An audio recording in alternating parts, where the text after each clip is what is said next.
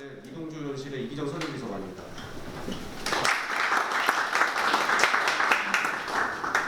죄송한 말씀드리겠습니다. 지금 국가 애도기간이기 때문에 각소나 구호는 하지 않는 걸로 하고, 오늘 의원님들 인사 말씀이 있으신 후에 패널들과 의원님들 기념 촬영을 한 컷만 찍고 그렇게 시작을 하겠습니다.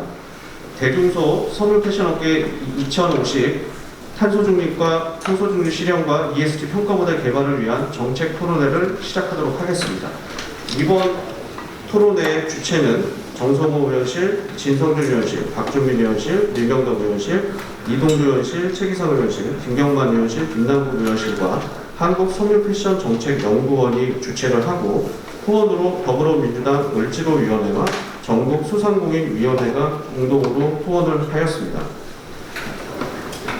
본 토론회에 참석하신 내외빈 분들을 소개해 올리겠습니다. 정성호 의원님 참석하였습니다. 이동주 의원님 참석하였습니다. 김경만 의원님 참석하였습니다. 본 토론회를 위해서 외부에서 참석해 주신 분들을 소개해 올리겠습니다. 숙명여대 손희순 교수님 참석하였습니다.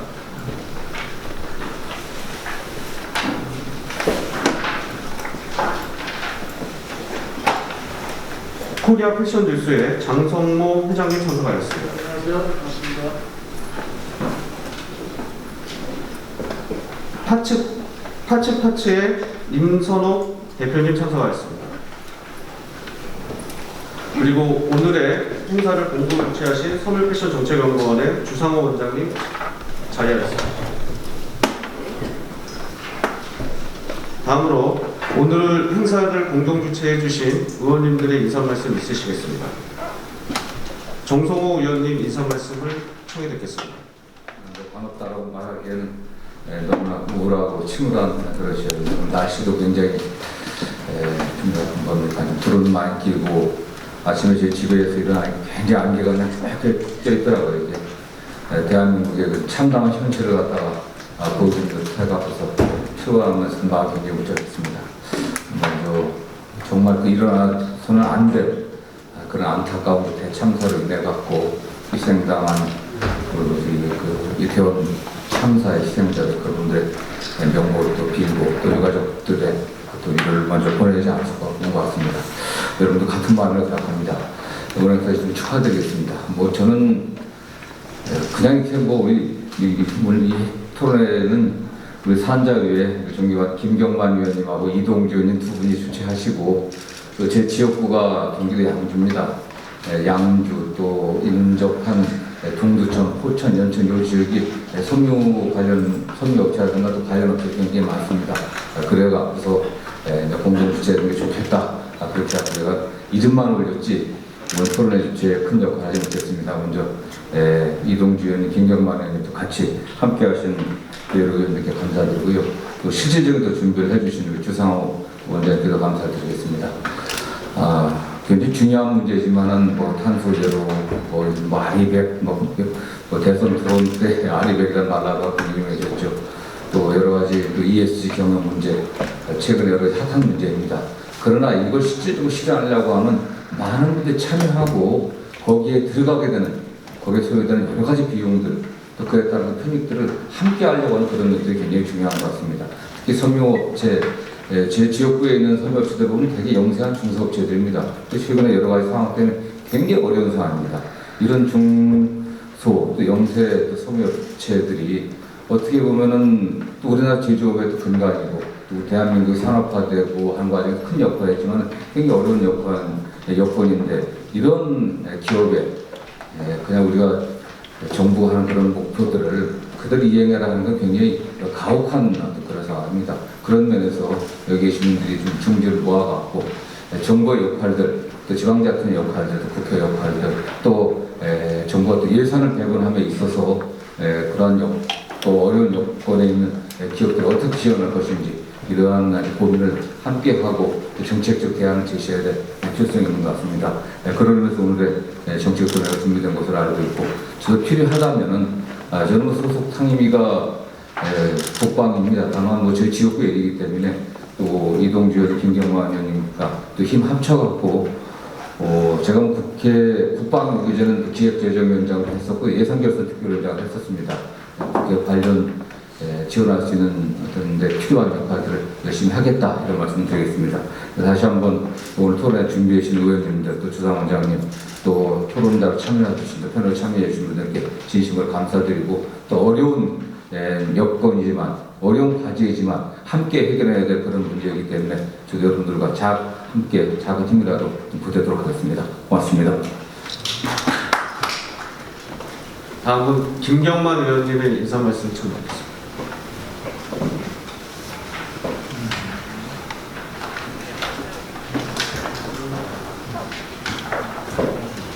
섬유패션정책연구원에서 매년 이맘때쯤이면은 항상 이슈되는 것을 가지고 토론을 하시게 되는 것 같아요. 특히 또 이번에 ESG 경영 관련해서 섬유업종에 적합한 ESG 모델을 개발하는 주제를 가지고 시의적절하게 오늘 토론을 하시는 것 같습니다.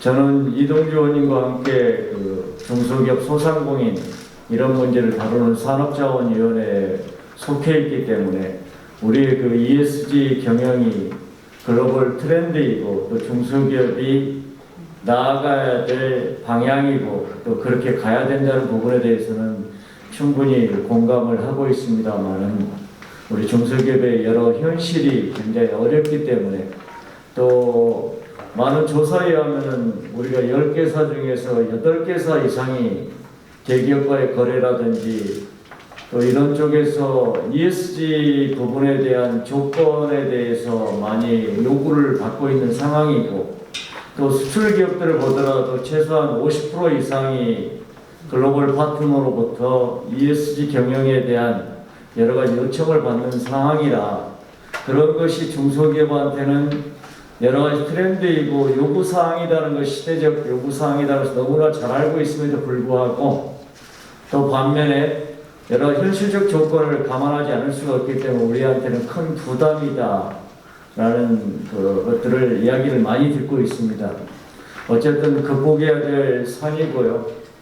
다만 이제 우리도 국감을 통해서도 많이 들여다보고 그랬습니다만 정부에서도 중소기업에 적합한 KESG 가이드라인 이런 것들을 만들고 있고 또 1차적인 초안도 나오고 그랬습니다만 많이 우리 기업의 현실과는 좀 많이 좀 떨어져 있는 지나치게 좀 그 이상적인 부분들이 많이 있지 않는가라는 측면에서 늘 우리 섬유 패션업계를 비롯해서 산업계, 경제계 이런 쪽에 특히 또 그 중소기업의 또 소상공인의 이러한 부분들의 몫을 충분히 담아가지고 정부가 나아가고자 하는 그 가이드라인을 만들 필요가 있다. 그런 측면에서 오늘 이렇게 섬유 패션업계 이런 쪽에 적합한 모델의 가이드라인을 만드는 것은 앞으로 정부와의 소통이라든지 또 향후 패션업계의 글로벌로 나아가는 데 있어서 적합한 이런 부분들에 대한 입장을 정리하고 대변하는 데 있어서 참 중요한 시발점이다라고 생각을 합니다. 아무쪼록 또 오늘 정리되는 내용들이 저희 국회에서도 잘 담아서 앞으로 또 정책적인 부분이라든지 또 정부하고 이렇게 교류하는 데 있어서 잘 이렇게 귀담아 듣고 이렇게 하겠다는 말씀을 드립니다. 다시 한번 오늘 행사 개최를 축하드립니다. 감사합니다. 다음으로 더불어민주당 전국소상공인위원회 위원장이신 이동주 의원님을 인사 말씀을 청해 듣겠습니다.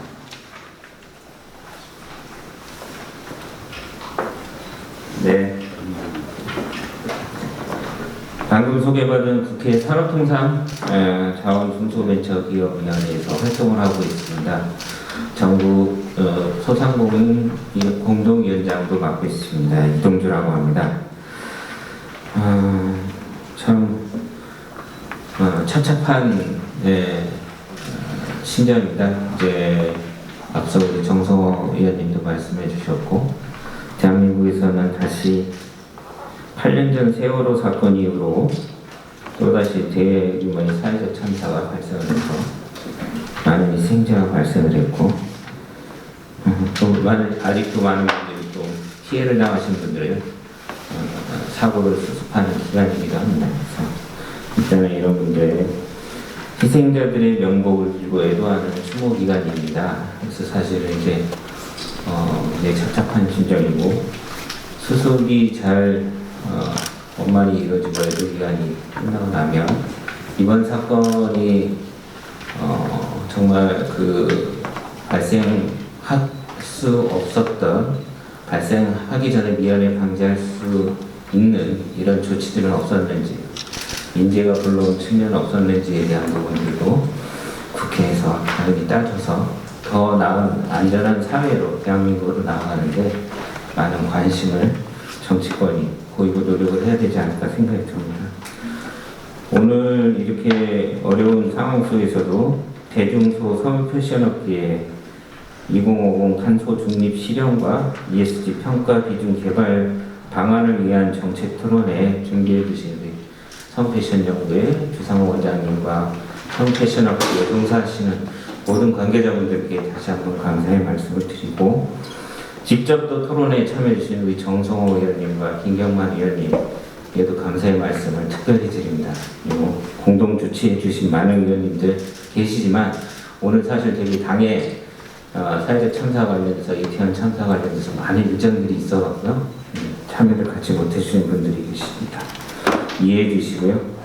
앞서서 의원님들이 말씀해 주셨던 것처럼 우리 서울 패션업계에서도 이제 변화하고 있는 이런 탄소 중립 시대에 발맞춰 갖고 자체적인 노력을 오랫동안 해오셨다고 봅니다. 그 노력들이 계속 결실을 맺기 위해서 꾸준하게 이렇게 실천해 오고 계신다고 봅니다. 오늘 토론회도 그런 과정에서 준비됐고요. 자, 앞으로 오늘 이런 산업의 특성 반영한 표준 ESG 이 개발을 자체적으로 해오셨던 것처럼 저희 국회에서도 계속적인 지원 정책과 육성 정책들을 함께 노력해서요.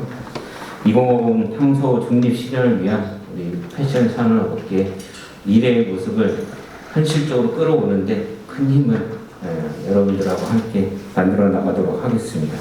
다시 한번 오늘 토론회를 어려운 상황 속에서 준비해 주신 오늘 많은 산업 패션업계 분들한테 감사의 말씀을 드립니다. 고맙습니다.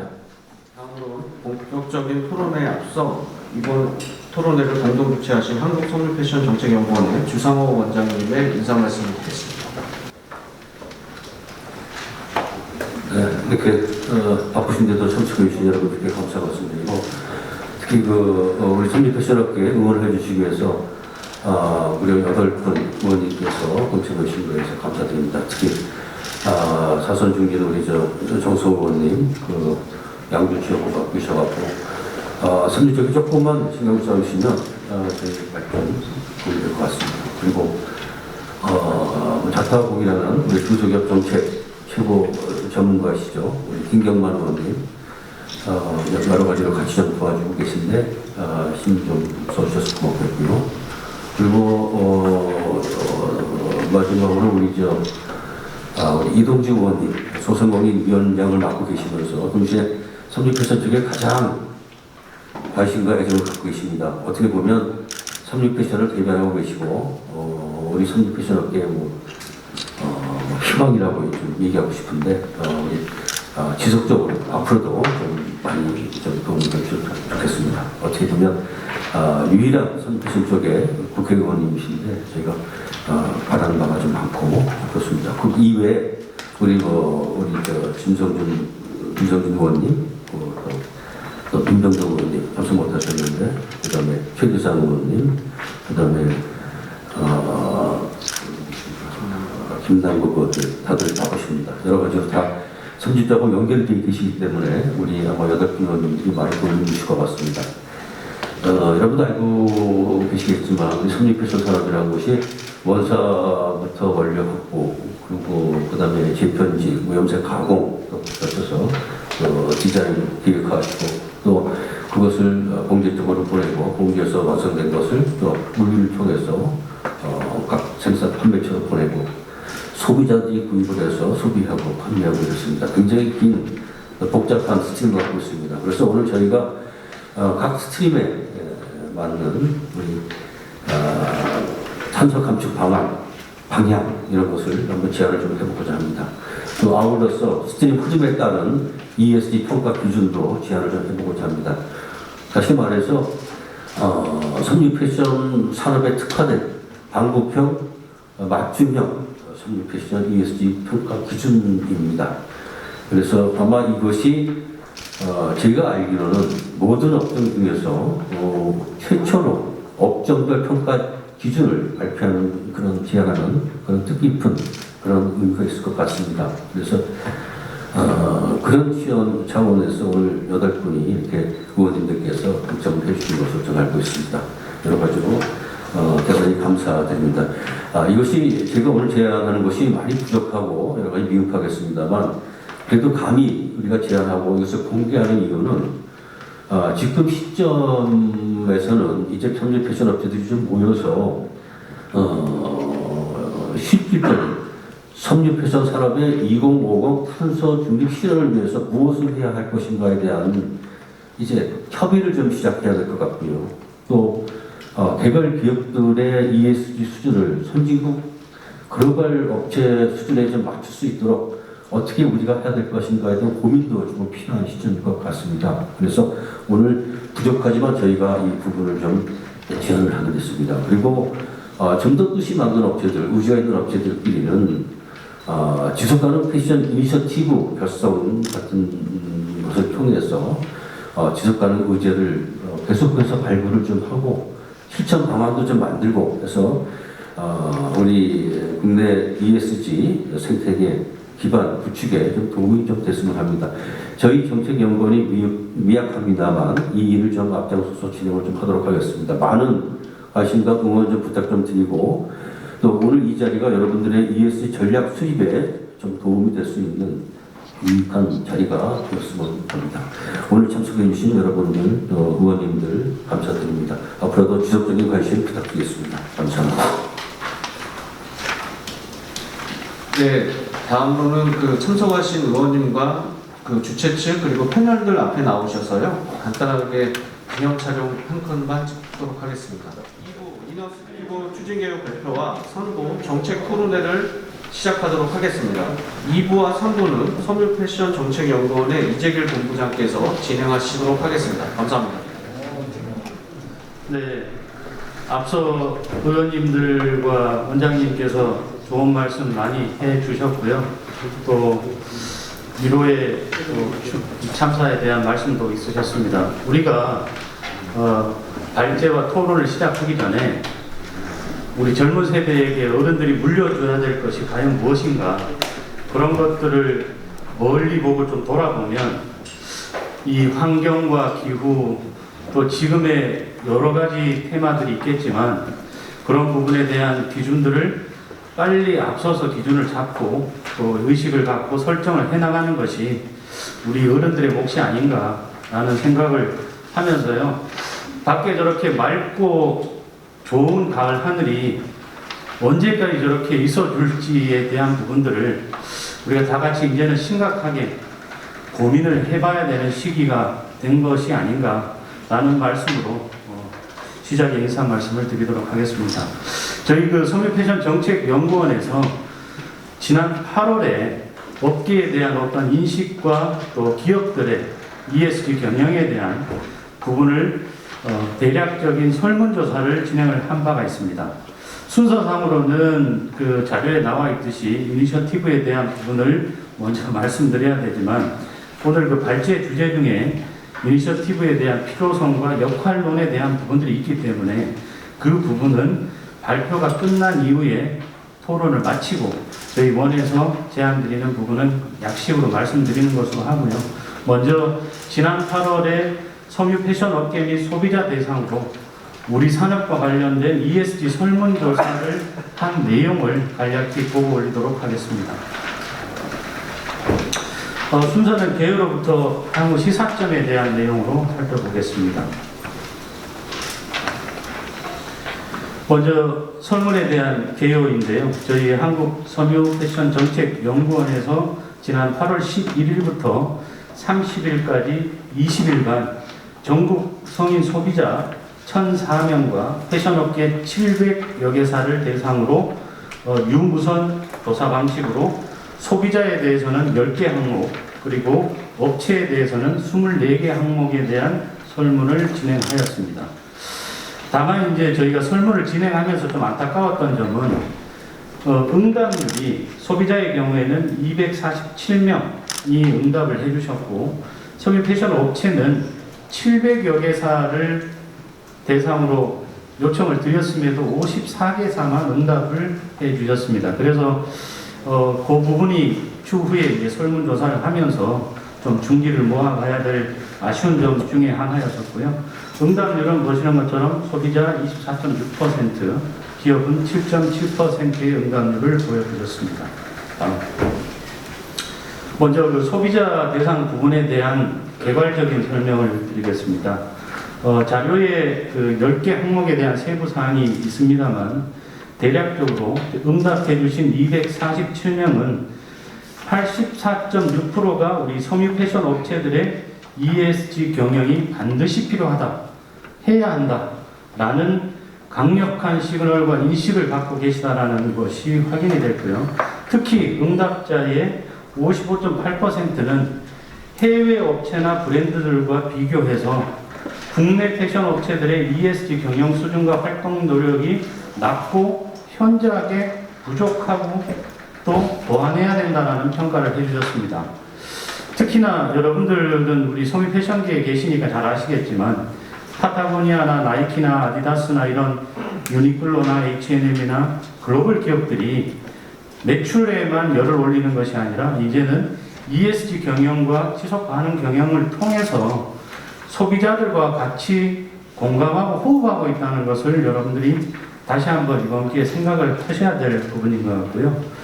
특히 언더라인 쳤지만 ESG 경영 수준에 대한 부분이 우리나라 기업이 ESG 경영 패션업계가 하나요? 라는 좀 멀맨 소리가 나올 정도로 환경과 ESG에 대한 부분의 인식과 노력이 많이 부족하다라는 실질적인 지적을 해주셨습니다. 특히 그 중에서도 ESG가 가장 우리 산업과 관련해서 환경 개선 등 환경 분야에 대한 개선을 소비자들은 지적해 주고 있습니다. 특히 재생 관련된 부분이나 기타 여러 가지 방법론들이 오늘 발제가 되겠습니다만 그런 부분에 대한 것들이 아마 ESG 중에서도 환경 개선 부분이 우리 산업 쪽에서 가장 좀 비중을 두고 신경 써야 될 부분이 아닌가. 그리고 소비자들도 이미 ESG 모범적 실천 기업에 대한 호감도와 비용 부담의 용의가 있다라는 응답을 해 주셨고요. 실제로 다들 잘 아시겠지만 파타고니아 같은 경우에는 판매에 대한 광고 카피가 우리 옷을 사지 마세요, 우리 자켓을 구매하지 마세요가 광고의 카피입니다. 그만큼 여러 가지 측면에서 ESG에 대한 실천하는 기업에 대해서 소비자들이 조금 비싸더라도 지구 환경과 이런 아이들의 어떤 지구 미래를 위해서 비용 부담을 동참할 용의가 있다라는 응답을 해주셨고, 특히 우리 앞에 정성 의원님, 이동규 의원님, 김경만 의원님, 그리고 또 참석하지 못하셨지만 오늘 총 8분의 함께 해주신 의원님들께 정부 차원에서의 어떤 정책 시행과 기업들이 이것을 추진하기 위한 뭔가 원동력과 노력이 스스로 하긴 힘드니 중지를 모을 수 있는 이니셔티브나 활동을 할 수 있는 기반을 우리 정치권에서 조금 정책적 차원에서 접근해서 활동을 좀 보조해 주시면 좋겠다라는 의견들을 많이 주셨습니다. 방금 말씀드린 개발 사항에 대한 부분을 좀 세부 사항은 자료에 다 나와 있습니다. 그래서 자료를 참고해 주시길 바라고요. 다음 넘겨주세요. 다음은 기업 부분에 대해서 간략히 말씀드리겠습니다. 기업은 총 24개 항목에 대해서 54개 업체가 응답을 해 주셨습니다. 그 중에는 대중소업체들, 특히 아까 우리 원장님께서 말씀하신 산업의 특성상 유통업체로부터 뭐 염색, 봉제, 원단, 뭐 다양한 스트림별 업체들이 있습니다만 그 중에서도 총 54개 업체가 ESG 경영에 대한 관심은 대단히 높으나 해야 된다는 필요성은 공감하나 실제로 정례적으로 뭔가를 하거나 발간하고 있는 것은 극히 응답자의 3.7%니까 거의 없다라고 봐도 가능할 정도이고요.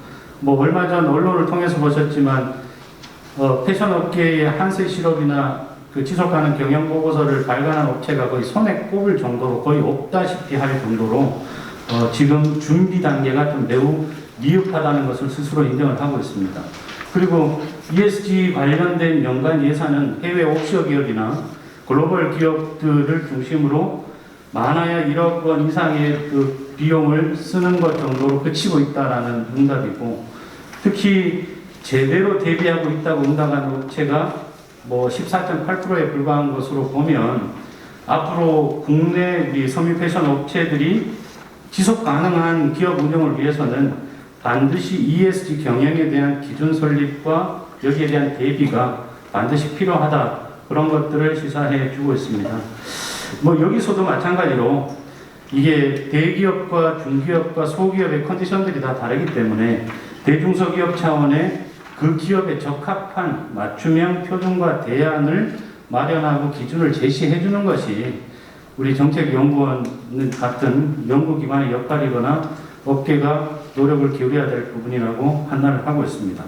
마찬가지 업체들에 대한 설문 그 자료와 내용도 이미 보도된 바 있고 또 자료에 그 세부 24개 항목이 제시가 되어 있습니다. 그것들을 참고하시면 될 것 같고요. 그 뒤에 부분으로 넘겨주세요.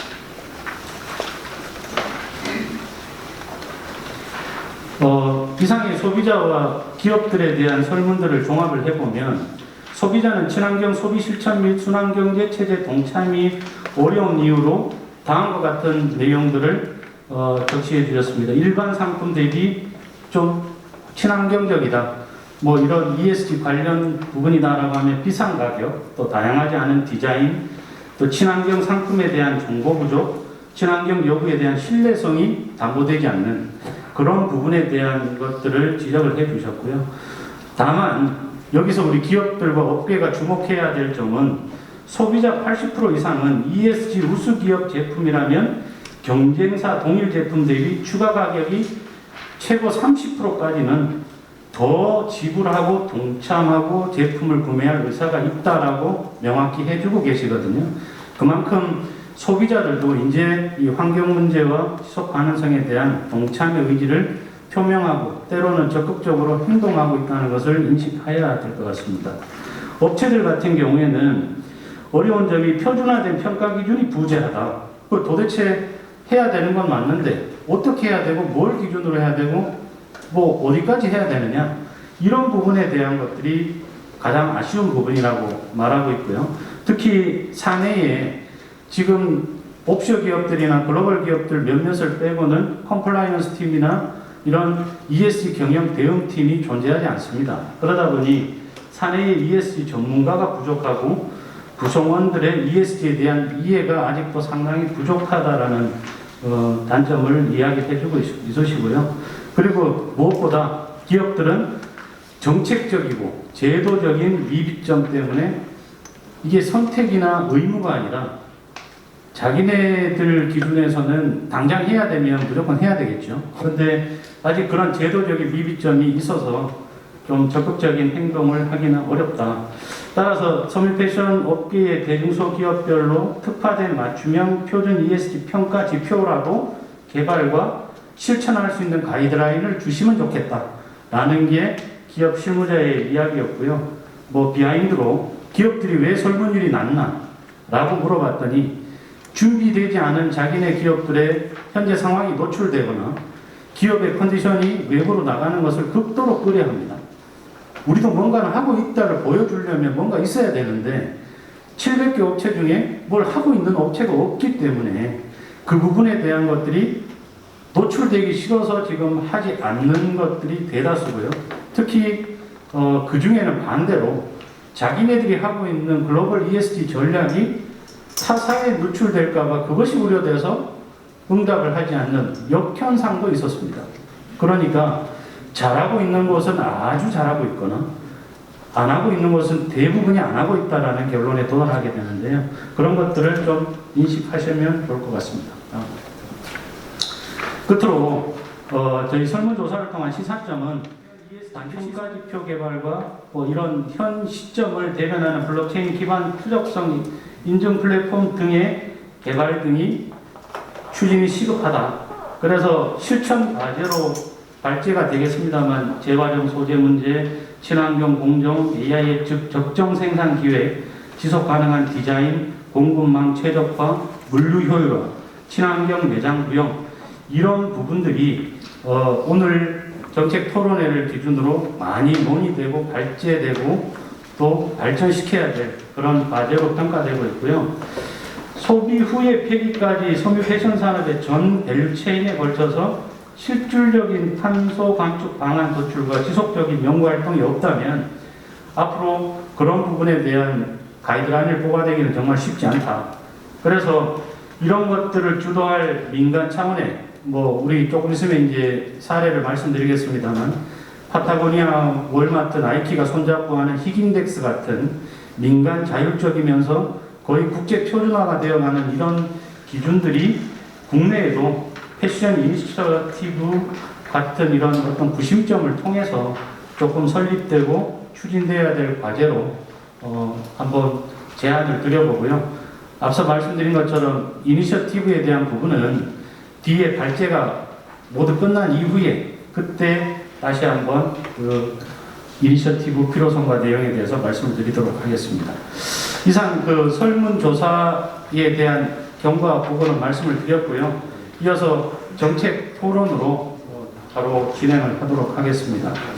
오늘 정책 토론은 자료에 나와 있는 것처럼 우리 FS 이노베이션의 조익래 대표님께서 좌장을 맡으셔서 진행을 해 주실 예정이고요. 토론으로는 이재경 변호사님께서 그 ESG 경영 전략에 대한 그리고 이수영 대표님께서 또 이니셔티브의 필요성과 역할 그리고 심상보 교수님께서 저희 한국섬유정책연구원이 이번에 부족하지만 열린 마음으로 준비한 그 ESG 평가 기준 제시와 또 탄소 감축 방안에 대해서 발제를 하고 이후에 질의응답을 받는 순서로 진행하도록 하겠습니다. 먼저 그러면 좌장이신 우리 조익래 대표님께서 앞에 여기 사회자석으로 오셔서 자연스럽게 진행을 해 주시는 걸로 하겠습니다. 사회적으로 분위기가 워낙 무겁습니다. 조금 또 다른 차원에서 이야기하면 현재 섬유 패션 기업 전체도 여러 가지 어려움을 겪고 있는 이 시점입니다. 실질적으로 해외 쪽에 여러 브랜드하고 접촉해보면 우리가 알게 모르게 이미 이 지속 가능한 경영에 대한 상당한 부분의 연구가 되어 있고 또 그 부분은 앞으로 메가 트렌드로 가는 확실한 방향이기 때문에 여러 가지 정책적인 또 제도적인 또 국가적인 차원에서 한 단계 한 단계씩 준비하고 있습니다. 그런데 앞에 발표된 내용대로 지금 우리 기업들은 여러 가지 어려움 때문이기도 합니다만 전혀 대비를 못하고 있는 상태입니다. 그래도 이 섬유 산업은 7, 80년대는 국내 산업의 대표 산업으로서 뿌리 산업이죠. 일종의 모태 산업이라고도 이야기했고 그래서 상당한 경쟁력을 가지고 있는 그런 산업이었습니다. 불구하고 지금 현재로서는 상당한 경쟁력이 떨어진 상태입니다. 이런 시점에 이런 주최 측에서 사실로 이 ESG 경영에 관계된 정책 토론회를 개최해 주셨다는 데서 너무나 감사하게 생각합니다. 실질적으로 경영에는 정답은 없죠. 하지만 예전의 경영에서는 한 두세 가지 정도의 가이드라인이 있었습니다. 예를 든다면 정확하게 차별을 잘하고 남들이 못하는 것은 그 다음 원가 적용을 하면 어느 정도 방향성이 보였어요. 그래서 좀 더 열심히 어떻게 하면 차별화하고 원가 절감을 할까 라는 쪽에 집중해서 꾸준히 발전되어 왔던 거죠. 지금은 답이 보이지 않습니다. 앞이 캄캄합니다. 패러다임이 바뀌다 보니까 예전의 방식 자체가 오히려 걸림돌이 되고 있어요. 그래서 지금 이 시점에는 모든 것을 다 바꿔야 됩니다. 그래서 오늘 짧은 정책 토론회입니다만 국내 최고의 세 분의 전문가를 모시고 거심탄회 이 토론을 통해서 뭔가 여기 오신 기업을 운영하시는 분들이 거기서 뭔가 조그만 돌파구 정도만 찾아가더라도 오늘의 정책 토론은 의미가 있지 않을까 이렇게 기대해 봅니다. 지금 세 분의 패널들을 모시고 거심탄회한 이야기를 나누도록 해보겠습니다. 첫 번째 주제로 이재경 변호사님의 서민 패션의 ES 경영에 대한 발표를 먼저 듣도록 하겠습니다. 안녕하십니까. 지금 소개받은 이재경 건국대 교수 변호사입니다. 우리 지금 서민 패션 업계의 ESG 경영에 대한 전반적인 얘기를 지금 나누고 있는데 아까 이제 앞에서 ESG 관련된 설문조사 분석을 했습니다. 근데 아무래도 이제 이 논의를 좀 나름대로 이제 전방적으로 끌어가기 위해서는 기본적으로 좀 총론적인 내용 좀 다뤄야겠고요. 그 다음에 이제 제가 좀 특별하게 준비한 ESG 경영에서 서민 패션계 특유한 그런 쟁점들을 다루게 됩니다. 그런 가운데 이제 섬유 패션뿐 아니라 좀 그래도 비교적 유사한 사례라고 볼 수 있는 이제 미술계 사례까지 같이 비교 검토하면서 전체적인 좀 청사진을 제시해 보고자 합니다. 자, ESG 총론으로 먼저 말씀을 드리겠고요. 개념이 그밖에 이제 소비자 변화를 다루겠고, 그다음에 두 번째는 이제 친환경을 중심으로 해서 접근성을 강화하는 그런 소셜 부분이라든지, 그다음에 거버넌스 부분까지 콜라보레이션 그런 순서로 하도록 하겠습니다. 이미 다 아시는 내용이지만 그래도 한번 짚고 넘어가는 의미에서 다시 한번 말씀을 드리겠습니다.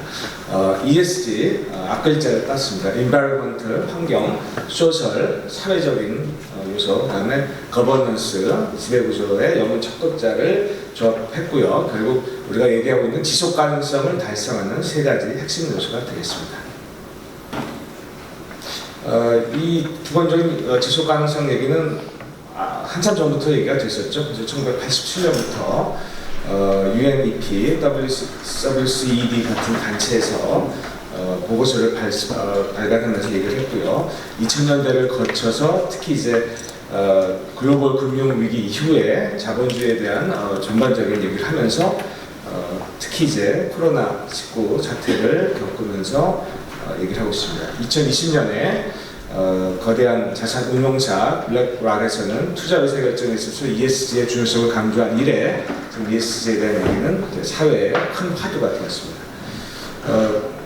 그래서 인바이러먼트를 본다면 아까 말씀해 주신 것처럼 기후변화, 탄소 배출, 그다음에 환경 오염과 규제에 대한 내용, 생태계와 생물 다양성, 패션업에서 특히 많이 얘기가 되고 있는 그런 주제가 있고요. 소셜 부분은요, 데이터를 보호한다든지 프라이버시라든지 각종 차별 내지 평등에 대한 또 다양성에 대한 그런 담론이 있습니다.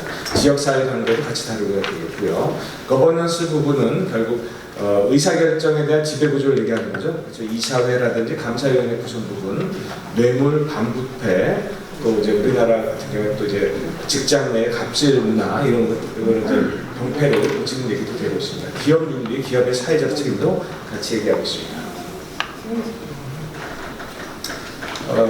총론적으로 얘기한다면은 과거에는 얼마 투자해서 얼마 버는 게 중요해서 재무적인 정량 지표가 중요했다면 지금은 이제 사회적인 영향력이 기업의 영향력이 커지다 보니까 이제 비재무적인 지표가 더 중요해졌습니다. 그래서 사회적 책임으로서 기업이 어떻게 기여하느냐, 투자자와 소비자들도 이제 돈을 얼마 버느냐보다는 사회적으로 어떤 식으로 공헌하고 비재무적인 가치를 어떤 식으로 실현하느냐에 초점을 맞추기 시작했습니다.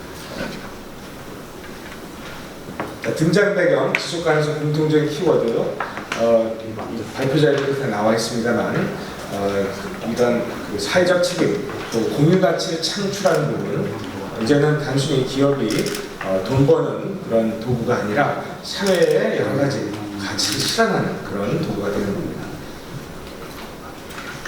자, 규범적인 관점, 통합적인 관점, 도구적인 관점, 정치적인 관점, ESG는 굉장히 다양하게 쓰고 있는데 지금 우리 입장에서는 기업이 준수해야 될 의무, 또 이해관계자의 기대를 어떤 식으로 부합할 것인가, 그리고 각종 투자를 할 때 어떤 식으로 의사결정을 반영할 것인가, 그 밖에 정부 당국이 사회적 역할을 어떤 식으로 수행하느냐, 결국 이제 기업의 역할이 점점 더 민간적인 차원에서 더 중요해지고 있습니다. 소비자의 변화와 가치를 본다면은 아까 우리 국민인식조사 결과도 나왔습니다만 제품을 구매하거나 기업에 대한 이미지를 볼 때 이제 ESG에 대한 요소를 많이 본다는 걸 볼 수가 있습니다. 자, 사회 문제를 이유로 불매운동에 참여한 경험도 많이 있고요. 비윤리적, 비위생적, 심지어 우리나라 같은 경우는 또 친일이라든지 갑질, 부정부패, 직원에 대한 그런 여러 가지 문제들 같이 얘기를 하고 있습니다. 자, 이런 총론적인 내용을 봤고요. 그러면 이제 선물 패션이 어떤 식으로 도입되는지 한번 보겠습니다. 결국 이제 여러 가지 말씀드릴 수가 있겠습니다만 포커스는 한국 쪽에만 맞춘다면 패스트 패션, 우리 다 알고 있는 그런 여러 유명한 브랜드들이 어떤 식으로 이 ESG 경영과 연결되는지 보겠습니다. 자, 아시다시피 패스트 패션은 이 전체적인 이 순환이 빠르다 보니까 굉장히 많은 의류를 생산하고 있습니다. 중국과 방글라데시에서 의류를 생산하면 결국 미국, 유럽, 우리나라 포함 아시아에서 소비 국가를 타겟으로 그리고 많은 패션 의류 제품들이 나오는데 결국에는 다 소비가 되지 못하고 중고 의류의 허브라고 볼 수 있는 칠레에 도착해서 이렇게 엄청난 의류 수레기가 쌓이고 있습니다. 자, 환경오염이 누구의 책임일까요? 매년 4만 톤의 옷쓰레기가 나오고 있고 결국 자연을 파괴하고 있고 대부분의 의류는 화학 처리를 하고 있기 때문에 분해하는 데 수백 년이 소요되고 있습니다. 칠레 정부는 심지어 이제 섬유 수입 업체에 대한 책임 보완을 예정하고 있고 이런 전체적인 입법이라는 게 우리나라 입법에도 시사점이 있습니다. 자, 개발도상국 입장에서는 결국 많은 옷들이 굴러 가기 때문에 천억 벌의 옷이 제작돼서 무려 330억 벌이 폐기되고 있습니다. 개발도상국 입장에서는 이런 쓰레기 옷 산이 만들어지고 있습니다. 패션 산업의 한계 입장에서는 지금 보신 것처럼 재생 불가능한 소재를 많이 사용하고 있기 때문에 내립하고 소각한 그런 폐해를 계속 거치고 있습니다.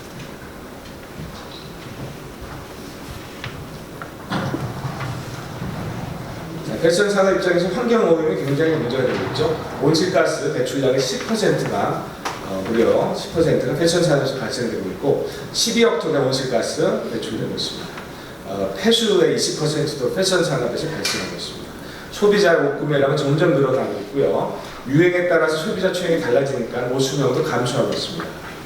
중고 거래, 자선 기부하는 그런 것도 있습니다만 이거는 결국 쓰레기 문제를 정관에 양산하기 때문에 근본적인 해결책은 되지 못하고 있습니다.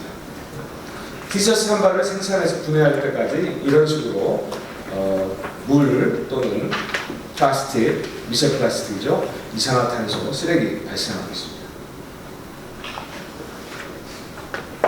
자, 지속 가능성을 얘기를 해야 될 텐데 재활용 비율이 11%밖에 되지 않습니다. 섬유와 접착제, 액세서리 조합이 되다 보니까 청바지도 그렇고 각종 티셔츠, 면 100% 경우에도 폴리에스테르 재료가 분해가 되지 않기 때문에 결국 환경오염의 주범이 되고 있습니다. 현재 재활용 의류는 물질 대 물질로 하고 있습니다만 이걸 갖고 해결되지 않겠죠. 예를 들어서 오래된 양털 전파로 카피를 제작한다든지 캐시미어 자체로 양복을 제작한다든지 그리고 물질 대 물질 방식의 재활용은 전체 1% 미만밖에 안 되고 있습니다. 아까 말씀드렸지만 파타고니아는 아주 도발적이고 충격적인 그런 광고 문구를 얘기했죠. 사지 말라고 얘기하면서 파타고니아는 ESG 경영의 선구자답게 파타고니아의 창업자는 자신의 전 재산을 환경 지킴에 써달라고 기부를 했습니다. 아까 이 내용을 설문조사 내용은 넘어가겠습니다. 우리나라 섬유 패션계 어떤 식으로 하는지 보겠습니다.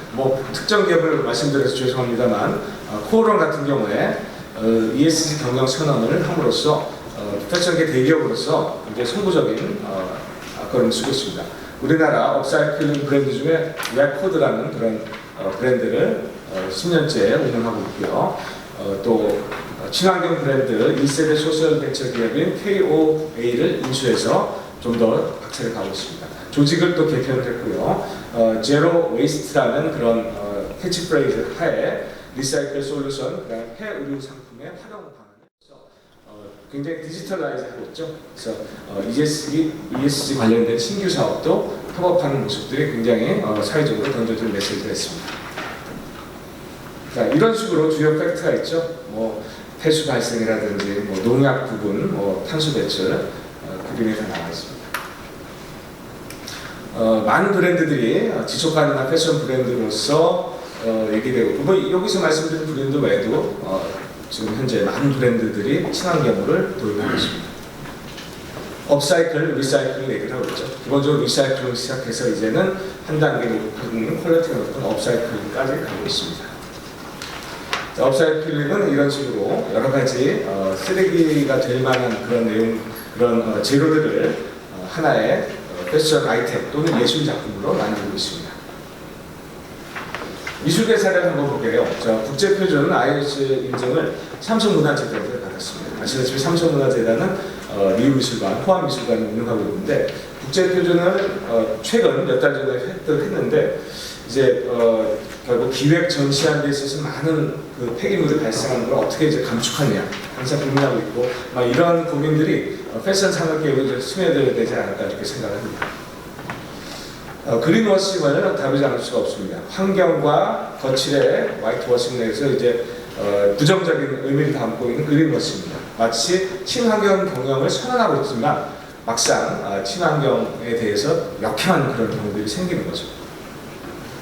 그래서 뭐 이렇게 종이백을 강조하지만 막상 환경오염에 대한 여러 가지 활동을 그대로 간다든지 또 무독성 제품이라고 하지만 무독성인지 알 수 없게끔 한다든지 또 종이로 만든 포장용품이라고 하지만 포장지 안에는 플라스틱이 있다든지 그래서 H&M이나 포치 같은 경우에 그린워싱을 통해서 소비자한테 고발당하고 심지어 불매운동의 움직임까지 보인 그런 나쁜 사례들이 있었습니다.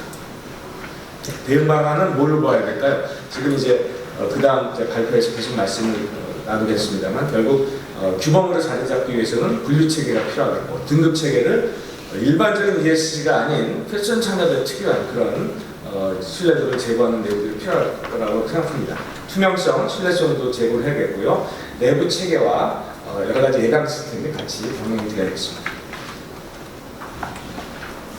자, 그런 대응 방안들 결국 뭐 K-텍스노미라든지 또 여러 가지 보고서들, 그 밖에 여러 가지 경영 강화를 하는 ESG의 키워드들이 필요합니다. 패션 산업 특성에 따른 기준 도입을 아까 말씀드린 것처럼요. ESG 평가 기관이 있습니다만 패션 소재, 디자인, 유통 관리, 폐기까지 패션 산업의 산업적 특성을 반영할 필요성이 있습니다. 그래서 내부적인 평가 기준 수립을 한다면은 패션 산업만의 ESG 방향이 제시되지 않을까 생각합니다. 지금 보신 것처럼 경영 대상 평가 기준에 환경, 사회, 지배구조에 대한 여러 가지 세부 지표가 있습니다만 패션 산업만의 여러 가지 세부 지표들이 이제 세워져야 된다고 생각합니다. 주요 상장 패션 기업의 ESG 평가 자료에 나온 것처럼 등급상 좋은 등급을 받은 경우도 있습니다만 환경 관련돼서 D등급을 받는 그런 이 대기업들이 있는 거 보면 참 안타까운 상황이라고 볼 수 있습니다. 결국 패션계에서는 소재 전쟁, 친환경 소재를 이렇게 충분히 활용해서 업사이클링, 리사이클링 해야 되는 것입니다. 쓰레기 줄이는 것은 결국 적게 생산함, 그다음에 소비도 줄이는 것에서 시작될 텐데 이런 여러 가지 과소비 현상은 여러 가지 캠페인도 필요하겠습니다만 기업 자체에서 대량 생산을 좀 감축시킬 필요가 있습니다. 중고시장과 거래 활성화도 중요합니다. 커지는 세계 중고 의류 시장, 리세일과 패션 시장이 변하고 있는데 결국 폐기물을 줄이려면 온라인을 포함한 중고시장이 더욱더 활성화되어야 되겠습니다. 자, 친환경을 얘기할 때 우리가 비건이즘을 얘기하고 있습니다. 비건은 아시다시피 이제 채식주의 내지는 이 동물과 반대되는 방향으로 가는데 이스라엘 같은 경우에는 야생동물 보호법을 도입해서 야생동물을 이용한 그런 패션 제품을 못하게 하고 있습니다. 예를 들어서 뭐 모피라든지 기타 악어 가죽을 한다든지 결국 소재를 선택을 할 때 버섯 가죽을 선택을 해서 가방을 만들어야 되지 않겠느냐 이렇게 말씀드릴 수가 있겠고요. 뉴욕시 같은 경우도 패션의 지속 가능성과 사회적 책임을 법안으로 만들었습니다. 이런 법안들은 우리나라 입법에서도 충분히 감안해야 되지 않을까 생각을 합니다. 접근성 강화. 이거 지금부터 말씀드린 내용들은 이제 환경 부분이 아니라 이제 소셜 부분입니다. 접근성 강화할 때 타미 필드 같은 경우는 장애인을 위한 타미 어댑티브를 얘기하고요. 장애인 전문 양복 브랜드로서 삼성물산은 하티스트를 내놓고 있습니다. 자, 미술계 같은 경우도 여러 가지 미술전을 발달장애 예술가를 위한다든지 온라인으로 환경주제 미술대회 개최하고 있는데 패션업계도 이런 부분들은 그 패턴을 좀 따라가야 되지 않을까 생각합니다. 지배구조와 조직문화에서 아까 말씀드렸듯이 의사결정 구조를 개선하려면 사회이사제, 전문위원회를 활용을 해야겠고요. 조직문화, 여러 가지 분야에서 다 문제가 되지만 가치를 분절해야겠죠. 그래서 단순하게 엄정처벌 하는 부분, 무관용 원칙을 적용해야 될 필요가 있다. 가이드라인도 필요하겠고요. 그 다음에 여러 가지 이제 갑질 문제 개선에 대한 얘기를 할 수가 있겠습니다. 패션 전문 인력을 양성하고 지원하는 것도 중요하겠고요. 패션에서 입장에서도 다양성, 평등, 포용 같은 핵심 키워드를 놓치지 말아야겠습니다. 자, 타업종과 콜라보레이션도 필요하겠죠. 다른 사례겠습니다만 비아츄리스라는 글로벌 헬스케어랑 세사미 스트리트가 협업을 해서 비대면 과정에서 이 적응 못하는 어린이들을 위해서 여러 가지 이런 이 아이템들, 컨텐츠를 만드는 것들은 패션계에서도 충분히 다양한 아이템을 갖고 있기 때문에 가능하지 않을까 생각합니다. 자, 결국 이제 결론과 시사점을 말씀드리겠습니다. ESG 경영은 이제 선택이 아니라 생존의 문제입니다. 모든 기업, 모든 사업체의 ESG는 화두가 될 수밖에 없습니다. 그래서 문화예술의 회복력, 연결성, 인식을 개선하는 힘을 통해서 여러 가지 지구에 닥치는 도전 과제를 수행을 해야겠고, 소매 패션의 경우에 아까 말씀드린 것처럼 수익이 급감하고 있고 리스크도 많습니다. 또 패션 종사자들의 불안정성이 증가되고 있기 때문에 어려움을 겪고 있는데, 이럴 때 우리가 패션 산업의 특수성을 감안한 ESG 평가 시스템을 도입을 해서 여러 가지 문제점을 해결해야겠고, 그렇다면 이제 환경 문제, 사회적인 문제, 그다음에 지배구조와 직장 문화에 대해서 전반적으로 개선되지 않을까 생각하고 아마 ESG 경영이 조금 더 큰 주제가 되지 않을까 생각합니다. 이상으로 저희 발표 마치겠습니다. 감사합니다. 감사합니다. 마지막 부분에 선택이 아니라 생존의 문제다. 상당히 우리한테 와닿는 이야기 같습니다. 첫 번째 주제 발표를 이어서 두 번째는 국내 섬유 패션 산업의 인정과 검증 쪽에는 최고의 전문가로 알려져 있죠. 우리 이수영 대표께서 ESG 인정과 패션 이니시티브 필요성에 대해서 주제 발표가 있겠습니다. 네, 반갑습니다, 여러분. 예, 제가 지난 인지기관에서 한 16년 근무하고 저는 이제부터는 좀 책임 있는 자원관리 쪽에 국제협회에서 일을 하게 됐습니다. 그래서 앞으로도 이렇게 직접적인 영향은 없지만 늘 이제 간접적으로 이런 관련 분야에서 일단 일을 할 수 있게 돼서 저도 좀 다행이라고 생각을 하고요. 그동안 제가 몸담았던 곳에서 이렇게 좀 배워왔던 것들을 여러분에게 좀 같이 공유하는 시간이 되도록 하겠습니다. 차고가 있는 것 같습니다. 자료 띄우는데 화면이 안 떠가지고 조금 양해 말씀드리고요. 지금 최근에 유럽에는 이미 이후에는 공급망 관리법이라든지 또 아마 11월 30일 이번 달 말로 결정되어 있을 겁니다. 앞에 잠깐 우리 이재경 변호사께서 이야기한 그린워싱 방지법 이런 것들이 바로 우리 섬유 패션업계에서는 직격탄입니다. 그런 관점에서도 이 이니시티브에 대한 내용을 조금 우리가 귀담아 들으면서 어떤 식으로 탈출해야 될까 이런 생각을 해보는 것도 괜찮지 않을까 싶습니다. 준비됐습니까? 예. 네, 제가 소개해 드릴 말씀은 ESG가 우리 섬유 패션 업체 쪽에서 어떻게 접근하면 좋을 것인가에 대해서 좀 설명을 드리도록 하겠습니다. 섬유는 여러분께서 아시듯이 소재에 대한 중요성들이 가장 부각이 되고요. 이 소재는 자원 관리에 대한 부분, 또한 선택이 얼마만큼 중요한가라는 부분이 있겠습니다. 또 하나는 공급망입니다. 이제 글로벌 시대에서 모든 이제 원료도 소싱을 하고 생산해야 되는 중간 제품도 소싱을 하는데 그런 공급망에 대한 중요성, 그게 바로 ESG랑 연결이 될 수밖에 없다. 그 다음에 이런 전 세계적으로 유통이 되는 그 공급망 속에서 인증이 하는 역할에 대해서도 중요하다고 볼 수가 있습니다. 그리고 이러한 인증들을 기업들이 글로벌 기업들이 어떻게 활용하는지 그런 사례에 대해서 설명을 드리도록 하겠습니다. 여기 앞에 그렇게 해주실까요?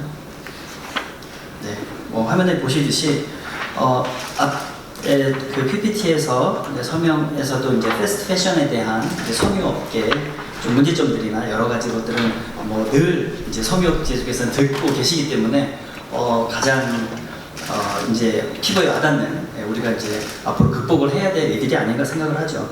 그리고 이제 패스트 패션 때문에 수자원이라든가 폐수, 약품에 대한 사용들이 가장 많은 산업 중에 하나다, 이런 부분이 있고요. 그다음 하지만 이제 시장에서 자발적인 참여는 상당히 좀 저조한 부분이 분명히 있습니다. 그래서 유럽이나 미국의 브랜드들은 이러한 이제 NGO나 주변의 이제 사회적인 요구 때문에 상당히 앞서가 있는데 한국에서는 좀 많이 서둘러서 가야 될 길이 멀다. 그래서 ESG에서 이런 부분은 분명히 고려가 돼야 된다라는 말씀을 드리겠습니다. 없는 거고요. 그러니까 농업이나 산림, 자연자원에서 나오는 유래 제품들은 그 지속 가능성을 보증을 하면서 일정 한도만큼만 사용을 해야 됩니다. 그래서 화석 연료 같은 경우는 재활용, 이제 앞으로는 이제 모든 게 재활용입니다. 그래서 서큘러 이코노미라고 해서 그 클로즈 루프, 그 폐쇄된 그 모든 제품 사이클들을 사용해서 사용할 수밖에 없는 시대가 오지 않았나 생각을 합니다. 다음 페이지. 네, 공급망에 대해서 설명을 드리도록 하겠습니다. 다음 페이지. 네, 공급망에서는 고려해야 될 부분이 상당히 여러 가지가 있습니다. ESG에 대한 대부분의 내용인데 첫 번째로는 윤리적인 생산, 책임에 있는 생산, 지속 가능한 농업, 생물 다양성 보존. 공급망에서 모든 발생되는 ESG 문제가 70% 정도가 차지한다고 되어 있습니다. 사실 우리가 본사에서 우리 자체 공장에서 그 문제가 생기거나 보완을 해야 될 부분 30%고 공급망에서 사실 대부분 이러한 윤리적인 부분과 책임 있는 생산 부분에서 책임을 가지고 있다. 그래서 공급망은 필수 불가결하게 관리를 해서 갈 수밖에 없다라고 이 전제가 깔려 있습니다. 그리고 유럽에서는 공급망 실사법이 오기 때문에 2025년부터 의무적으로 공급망에 대한 그 검증 보고서들을 의무적으로 제출을 해야 되고요. 미국에서는 이미 그 인권 문제를 지칭을 하면서 공급망에 대해서 어느 지역에서 유래했는지 그런 것도 증명을 하게 돼 있습니다. ESG만 보더라도 GRI나 SDG 여러 가지 요구 조건들이 있기 때문에 그런 부분에서 공급망도 다 세부적으로 기준과 요구 조건을 맞춰야 되는 것을 알 수가 있습니다. 자, 그러면은 이제 이러한 인증들이 이러한 부분에서 인증이 어떤 역할을 할 수 있는지 좀 설명을 드리도록 하겠습니다. 글로벌에서 생산되고 유통되고 가공되기 때문에 그런 부분에서 그 일반 기업들이 모든 것을 발휘를 할 수가 없습니다. 따라서 그 부분에 있어서는 인증이 사실 중간에 매개체 역할을 할 수 있다. 그래서 아마 여기 참석하신 분들 업체에서는 적어도 1개 이상의 인증은 분명히 가지고 있을 것이라고 생각합니다. 인증이 주는 효용에 대해서 보면요. 첫 번째로는 글로벌 스탠다드입니다. 한국에서는 한국 스탠다드가 있을 수 있겠지만 결국에는 이제 해외 바이어에게 공급을 함에 있어서는 글로벌 기준을 맞출 수밖에 없게 되겠죠. 그리고 이 글로벌 스탠다드에서는 그 3자 인증 제도, 이게 이제 컴플라이언스를 말을 하는데 이제 내부 감사를 요청을 하기도 하고 외부의 오디트를 요청하기도 하고 또 하나는 제3자 인증 제도를 통해서 인증을 요청하는 경우도 상당히 많이 볼 수가 있습니다. 이러한 시스템으로 인해서 트랜스퍼런시, 투명성들을 증명을 할 수가 있게 되는 거죠. 또한 그 제도가 다 모든 공급망을 통해서 연결이 되어 있기 때문에 추적이 가능하다라는 그런 장점도 있지만 약간 단점이 될 수도 있는 부분입니다. 이것 가지의 이제 인증 라벨들을 보고 있습니다. 그래서 이 인증 제도들은 어느 한 지역에서만 만들어진 게 아니라 국제적인 이해관계자들이 다 의견들을 수년 동안 모아서 만든 기준이 됩니다. 그리고 지속적으로 개발이 되고 개선이 되고 있죠. 그래서 지금도 이제 오픈 플랫폼으로 많이 활용을 하고 전 세계 어디서나 그 플랫폼을 보시면은 어떤 게 진행이 됐는지 어떤 회사가 인증이 됐는지를 볼 수가 있습니다. 그래서 이런 인증제도를 통해서 여기 왼편에 보시면은 로고들이 있습니다. 이 로고들은 최종적으로는 소비자들에게 전달이 됩니다. 그래서 소비자들은 명확하고 일관된 그 표시사항들이 어떤 것을 의미하는지, 사회적으로, 환경적으로 무엇을 의미하는지를 이제 인식을 할 수 있게 되는 거죠. 그럼으로써 사회 전체가 이러한 프로세스에 동참하는 그런 효과를 제공하게 됩니다. 아까 제가 전 세계적으로 공급망을 추적할 수 있다고 말씀을 드렸는데, 이제 맨 왼편에 소스라는 부분에서 이 자연 원료도 있고, 페트병이라고 해서 페트병으로 보이는 이제 순환 자원의 원료들도 있는데, 이런 것들이 이제 공급망을 통해서 갈 때 인증 제도가 다 연결이 되기 때문에 다 이제 추적할 수 있다는 장점들이 있습니다. 그러면 이제 이러한 인증 제도들이 지금 아마 많이 여러분들 아시겠지만 몇 가지를 좀 설명을 해드리도록 하겠습니다. 이 소녀에 해당되는 인증 제도들을 이제 몇 개 좀 뽑아왔습니다. 하나는 이제 OBP, 이제 국내에서도 이제 한 3년 전부터 인증을 받아서 진행을 하고 있는데요. 이게 바다로 가는 플라스틱 쓰레기를 모아서 재활용하자라고 해서 그 제로 플라스틱 오션이라는 그 단체가 만들어서 OBP라는 스탠다드를 만들게 된 것입니다. 가운데는 익히 가장 많이 보편적으로 활용이 되고 있는 GRS 기준이고요. 오른쪽에는 ISC 플러스라고 해서 바이오 순환자원 인증입니다. 그래서 엄밀하게는 카본 서스테이너빌리티 카본 서티피케이션이라는 프로그램인데 독일에서 운영을 하고 있는 프로그램이고 지금은 정유사하고 화학사에게 가장 적용이 많이 되고 있는 프로그램입니다.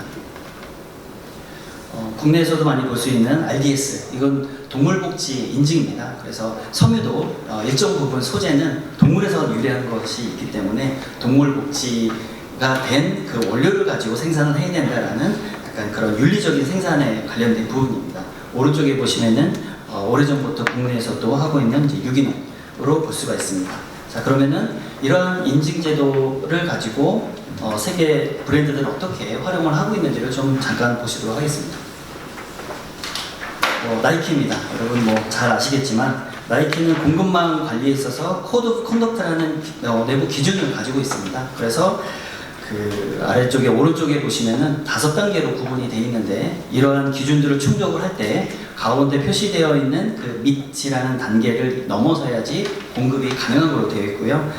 글로벌 리더라고 해서 약간 표창장처럼 그렇게 그 우수한 성적들을 환경과 윤리적인 부분에 우수한 성적을 가지고 있는 공장들에게 이렇게 부여하는 지표라고 합니다. 그래서 이런 것들은 내부적인 그 인덱스를 가지고 움직이는 그런 굴지의 글로벌 브랜드입니다. 다음은 우리나라에서도 이제 효성, 아까 이제 자료에 그 한국 ESG 기준원으로 바뀌었습니다. 기업 지배구조원이 거기서 가장 밑단에 위치하고 있는 우리 효성 기업인데 여기서도 일찌감치 지속가능 보고서에서 공급망 관리 체계에 대해서 설명을 해놨습니다. 그래서 아마 그건 외부에 다 공개가 되어 있기 때문에 여러분도 가서 찾아보실 수 있습니다. 공급망 관리 활동과 공급 체계에 있어서 내부적으로 평가를 하거나 컨설팅을 하거나 교육을 하는 그런 제도를 운영을 하고 있습니다. 다음은 H&M입니다. 그래서 몇 년 전에는 여기서는 프로그램을 컨셔스라는 프로그램을 도입을 했습니다. 그래서 그 양심적인이죠.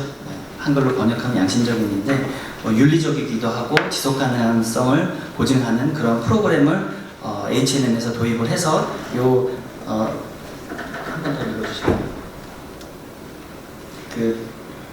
여기 보면 이제 택들이 있는데 택에 명확히 우리가 하고 있는 프로그램에 대해서 설명을 하고 있습니다. 그래서 바코드를 찍으면은 그 이제 스토리들이 거기서 나오게 되어 있습니다. 그래서 이런 것들을 워낙 초기부터 운영을 하는 그런 글로벌 브랜드라고 볼 수 있습니다.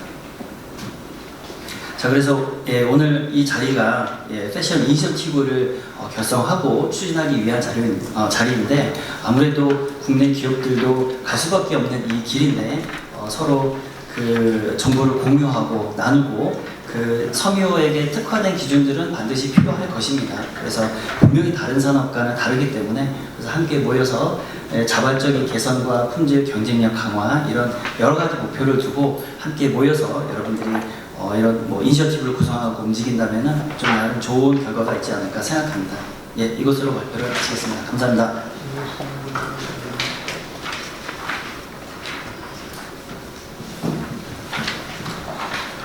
이수영 대표님 고맙습니다.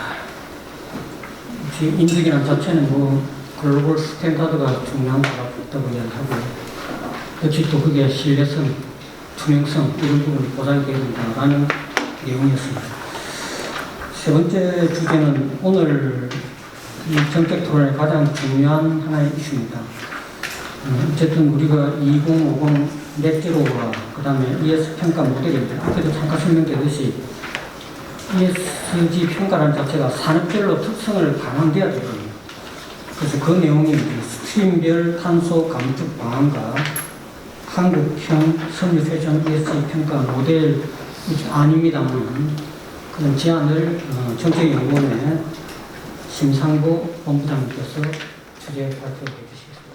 그리고 저희 원에서 만든 환경 컴퓨테이션 ESG 평가 모델에 대해서 발표하도록 하겠습니다.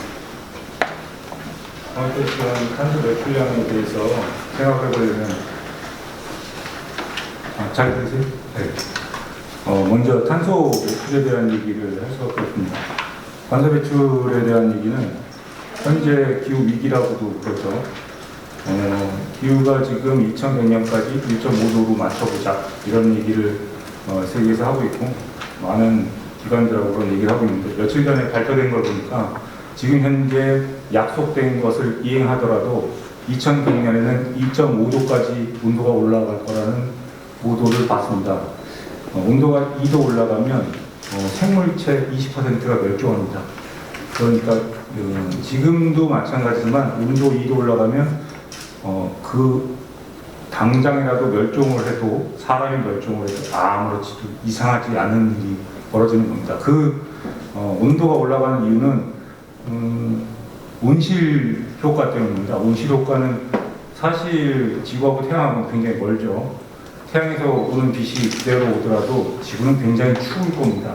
그 온실 효과 때문에 온도를 유지하고 있는 건데 그 온실 효과를 유지시키는 이산화탄소, 탄소가 산소하고 만나서 생기는 이산화탄소가 태양의 온도를 가두고 있는 겁니다. 근데 이산화탄소가 증가하면 그 온실 효과가 가중되어서 온도가 올라가는 겁니다. 굉장히 간단한 이유인데 그래서 계속 기온이 올라가고 있고요. 기온이 올라가서 빙하까지 녹으면 그 얼음들이 반사하던 것까지 모두 흡수하게 됩니다. 그럼 급속도로 온도가 올라가겠죠.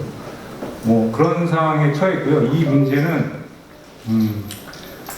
화석 연료를 사용했기 때문인데 화석 연료라는 것은 지금은 생기지 않습니다. 그 당시에 생겼던 어떤 바이러스 때문에 그런 것 때문에 생겨있던 것들을 수억 년 동안 모여있던 거죠. 그걸 사람들이 산업혁명 이후에 끄집어내서 폭발적으로 사용하느라고 탄소가 대량 방출된 겁니다. 그러니까 현재 기후 위기는 오로지 사람 때문입니다. 저희 뭐 계속 탄소 얘기만 잠깐 하고 그냥 바로 글을 넘기려고 그럽니다. 그러니까 시간이 별로 없는 것 같아서요. 패션, 섬유산업 패션에서도 탄소 배출 줄여야 되겠죠. 우리나라가 2030년까지 2018년도 기준 40% 탄소를 감축하겠다고 발표를 했습니다. 작년인가 발표했습니다. 원래는 30%였다가 40% 늘렸죠. 이게 40% 늘렸다고 너무 많지 않냐고 뭐 말이 많은 모양인데요. 이 상태로 가도 2.5도라는 뜻이고요. 뭐 독일이든 뭐 영국 이런 데서는 50% 이상으로 다 상향 조정했습니다. 다음 넘겨주십시오. 이거는 우리나라 탄소 배출량에 대한 표인데요. 표는 2019년도 표입니다. 환경부에서 지금 올라와 있는 건 저게 제일 최근 건데 2018년도 대비해서 3.5%가 줄었습니다. 그리고 이 표 말고 2019년 20년도 배출량은 2019년도 대비해서 6.4% 탄소 배출량이 줄었습니다. 저희 나라는 탄소 배출량을 잘 줄이고 있는 거죠. 하지만 이걸로서는 부족합니다. 다음 문제죠. 전 세계적인 섬유 패션 산업의 탄소 배출량에 대한 얘기인데요. 그 섬유 패션에서 발생시키는 탄소 배출량이 전 세계 탄소 배출량의 10% 정도를 차지하고 있다고 합니다. 직접적으로는 2%고요. 간접 효과까지 하면 10%가 됩니다. 그리고 폐수는 20%. 아까 발표에서 조금 나왔는데요. 그 정도 됩니다. 그리고 130여 개의 글로벌 브랜드, 뭐 루이비통, 나이키, 기타 등등이 그 탄소 배출량을 줄이겠다고 그 기후 행동을 위한 패션 산업 현장에 서명하면서 2030년까지 30%로 줄이겠다고 감축했다가 2021년도에 작년에 새로 서명했습니다.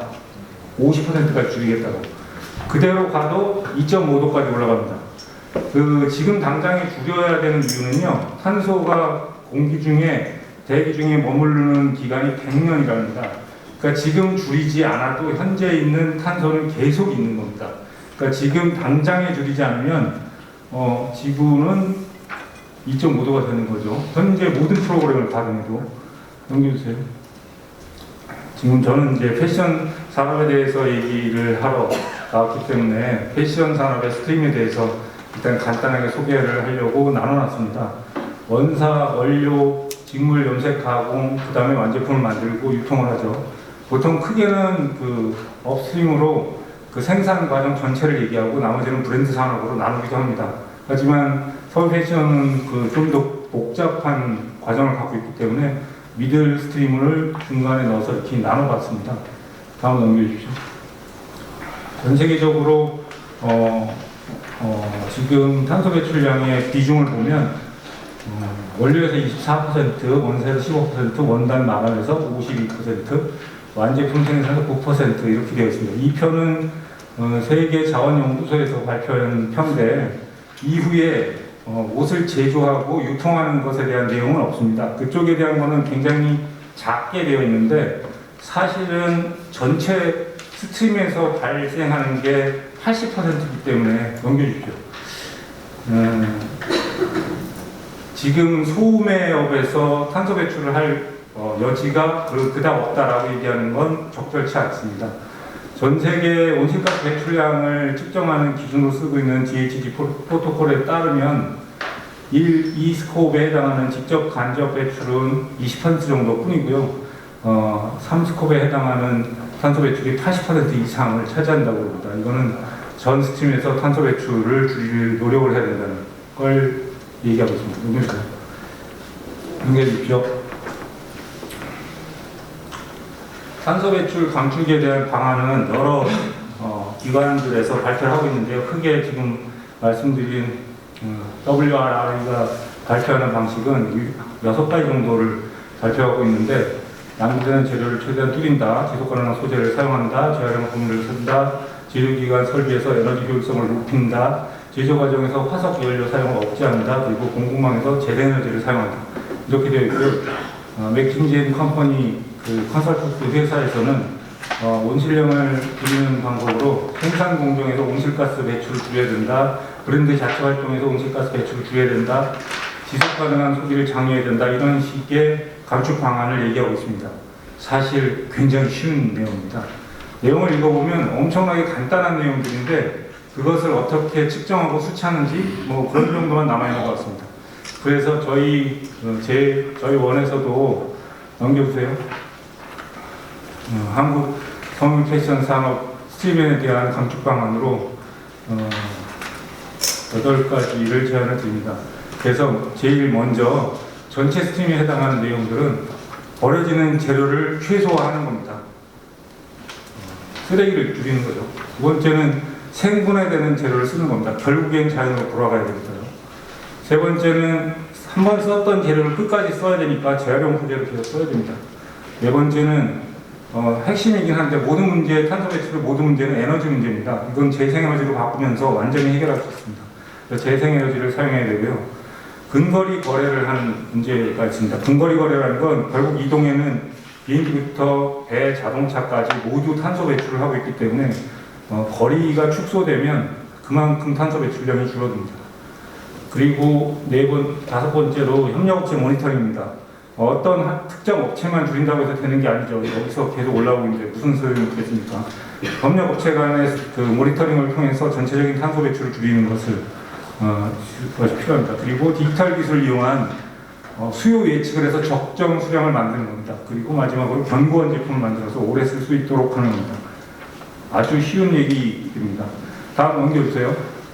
여기 내용의 자세한 내용은 사실 더 복잡한 내용들이 있는데요. 전체적으로 얘기를 드리면 섬유 패션 산업도 제조업입니다. 그러니까 원료에 대한 문제가 직접적인 영향이 있겠죠. 그 원료를 재활용할 수 있는 원료를 쓰고 원료를 최소화 쓰면 됩니다. 근데 탄소 배출에 대한 전반적인 얘기는 에너지를 줄이는 겁니다. 저희 나라의 전기 에너지 이게 65%인가가 화학 연료 석유 떼가지고 만드는 겁니다. 석유탄. 그러니까 지금 현재도 탄소가 어마어마하게 배출되고 있는 겁니다. 그러니까 이 전체적으로 에너지를 줄일 수 있는 방법을 생각해 보면 그냥 전기 자꾸 끄고 그 다음에 전기 효율 좋은 그러니까 장비를 사용하고 기타 등등을 실행하면 됩니다. 물 소비를 줄이는 이유도 물을 생산하기 위해서 에너지를 써야 되기 때문에 결국은 탄소 배출이 됩니다. 나머지 문제도 물 소비는 너무 많은 얘기를 할 게 있는데 일단 오늘 탄소 배출 문제니까 여기까지 말씀을 드리도록 하겠습니다. 그리고 넘겨주세요. 그 다음에 가장 중요한 저희 ESG 평가 모델에 대한 차례입니다. 목적은 홈패션 산업의 특성을 반영한 한국형 ESG 평가 모델을 개발하는 것이고요. 국내 홈패션 업계의 ESG 경영 인식 개선과 역량 강화를 촉진하고 지속 가능한 발전을 위한 변화를 주도하기 위해서 만들었습니다. 다음 넘겨주세요. 배경은 현재 ESG 공시 표준이 난립하고 있습니다. 국내 것도 있고 국외 것도 있고 그리고 거기에 대한 평가 방식이나 평가 기준 이런 것들이 난립하고 있어서 저희 섬유패션 산업에서도 평가 기준이 필요하다고 생각했습니다. 넘겨주세요. 그리고 섬유패션에 특화된 맞춤형 평가 기준은 현재 없는 걸로 알고 있습니다. 그래서 각 산업에 고유한 지속 가능 프로필이 있으므로 SG 부분은 일반 산업 분의 평가 기준을 그대로 원용하되 이 부분은 섬유패션 산업에 특화된 평가 기준에 수립이 필요하다고 생각했습니다. 넘겨주세요.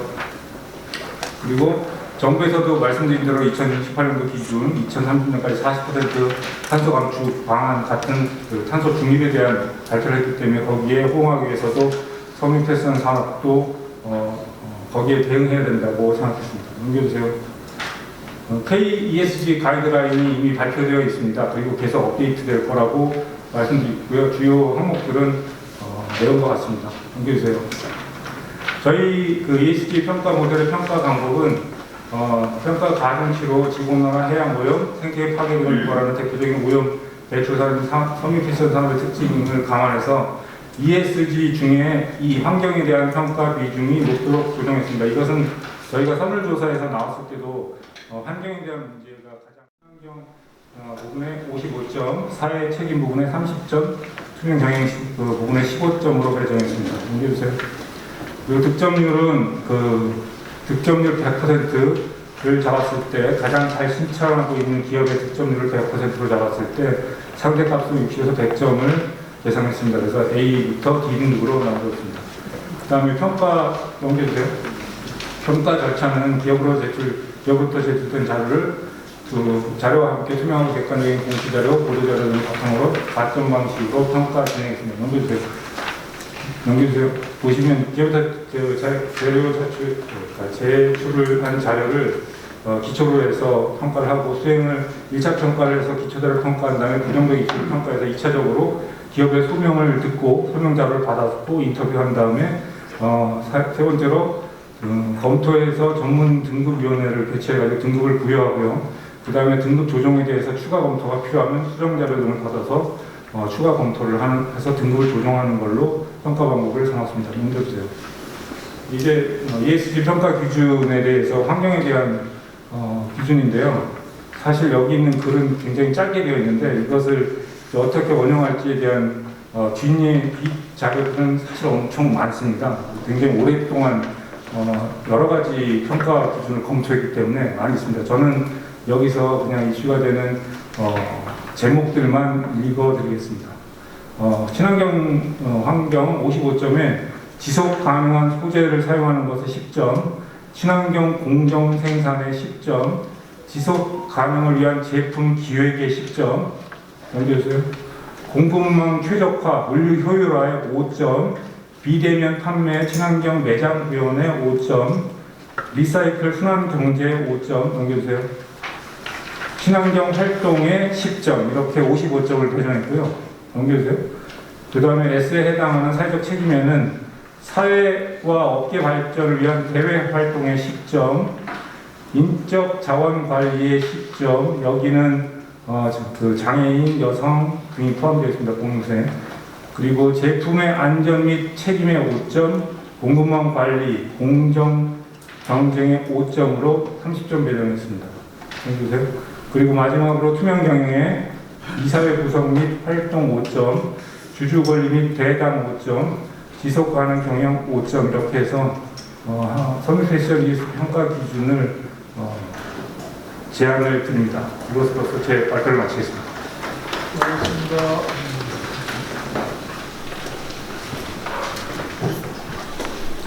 심상국 본부장 수고하셨습니다.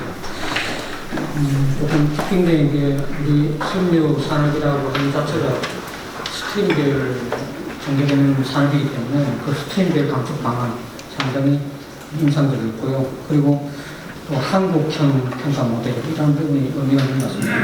그럼 이어서 지금 남은 시간 얼마 안 됩니다만 패널 분들하고 같이 질의응답에 대해서 또 주제에 대한 발표 주제에 대한 궁금한 점 있으면 패널을 지정해 주시고 질문을 해 주시면 좋겠습니다. 질의응답 시간을 갖도록 하겠습니다. 조익래 대표님 수고 많으시고요. 그 발표드린 3개 주제를 포함해서 앞에 설문한 내용까지 전체적으로 질의응답 및 그 패널 토의를 진행하도록 나락에 빠지는 거 아닌가라는 생각이 들 정도입니다. 실질적으로 앞에 제가 모두 이야기했습니다만은 지금 생각해보니까 예전에 사업 방식은 상당히 단순했던 것 같아요. 남들보다 안 하는 것, 또 원가 절감, 이 두 가지 키워드를 가지고 충분히 성공이 가능했는데요. 그 두 가지 핵심은 재무 관리였습니다. 근데 오늘 발표의 주제는 모든 게 비재무 관리입니다. 그러니까 재무 가지고는 너희들 성공할 수 없어. 이렇게 우리들한테 메시지를 던지고 있는 겁니다. 그래서 이 비재무라는 게 어려운 게 눈에 보이지 않습니다. 수치할 수도 없고요. 그래서 이렇게 뭐 우리나라뿐만 아니라 다른 나라도 마찬가지죠. 이게 아까 주상우 원장께서 뭐 확인된 건 아니지만 우리 국내에서는 물론 최초고 이 섬유 패션 산업에 대한 ESG 평가 모델을 발표한다는 게 국내는 물론 최초고 해외도 우리가 알아본 바로는 아직 사례가 없습니다. 아까 나이키 예가 있었습니다만 각 글로벌 브랜드는 각 브랜드에 맞게끔 나름대로 평가 기준을 가지고 있습니다. 그러면 갈 수밖에 없고. 근데 우리는 중소기업이 많지 않습니까? 이런 부분을 어떻게 우리가 이니시티브를 줍니까? 이게 앞으로 섬유 패션 산업이 우리나라가 존재할 수 있는 하나 유일한 길입니다. 오늘 이 발표가 전부는 아닙니다만 어쨌든 세 분의 전문가를 모시고 짧은 시간이지만 질의응답 시간을 갖도록 하겠습니다. 예, 먼저 예.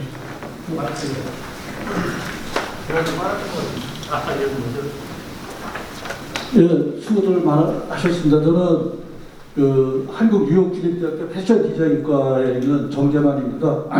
먼저 그 이수영 대표님한테 질의를 해보겠습니다.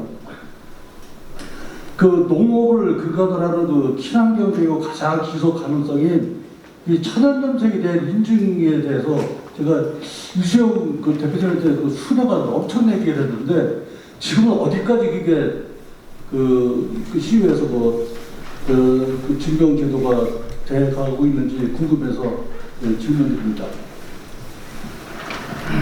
네, 오랜만에 너무 반갑습니다.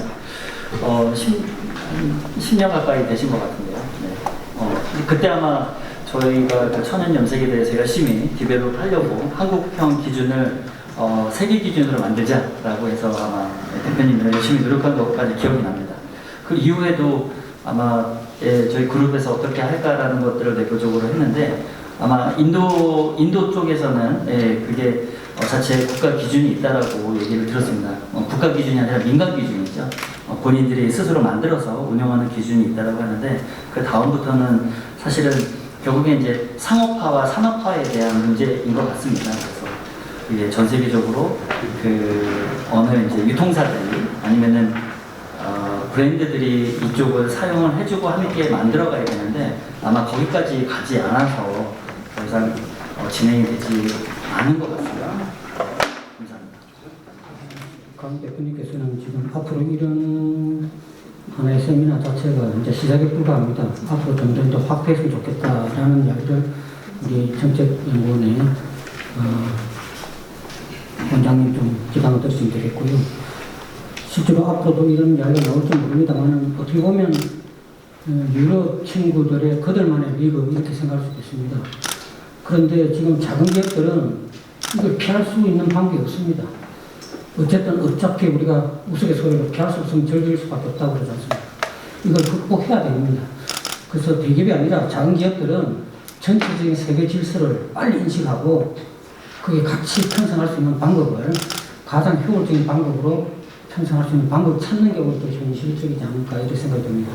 다음 저는 벤처기업 연구를 하고 있는 벤처 대표입니다. 먼저 끝까지 지금 남아 계신 공동주 의원님께 정말 감사드리고요.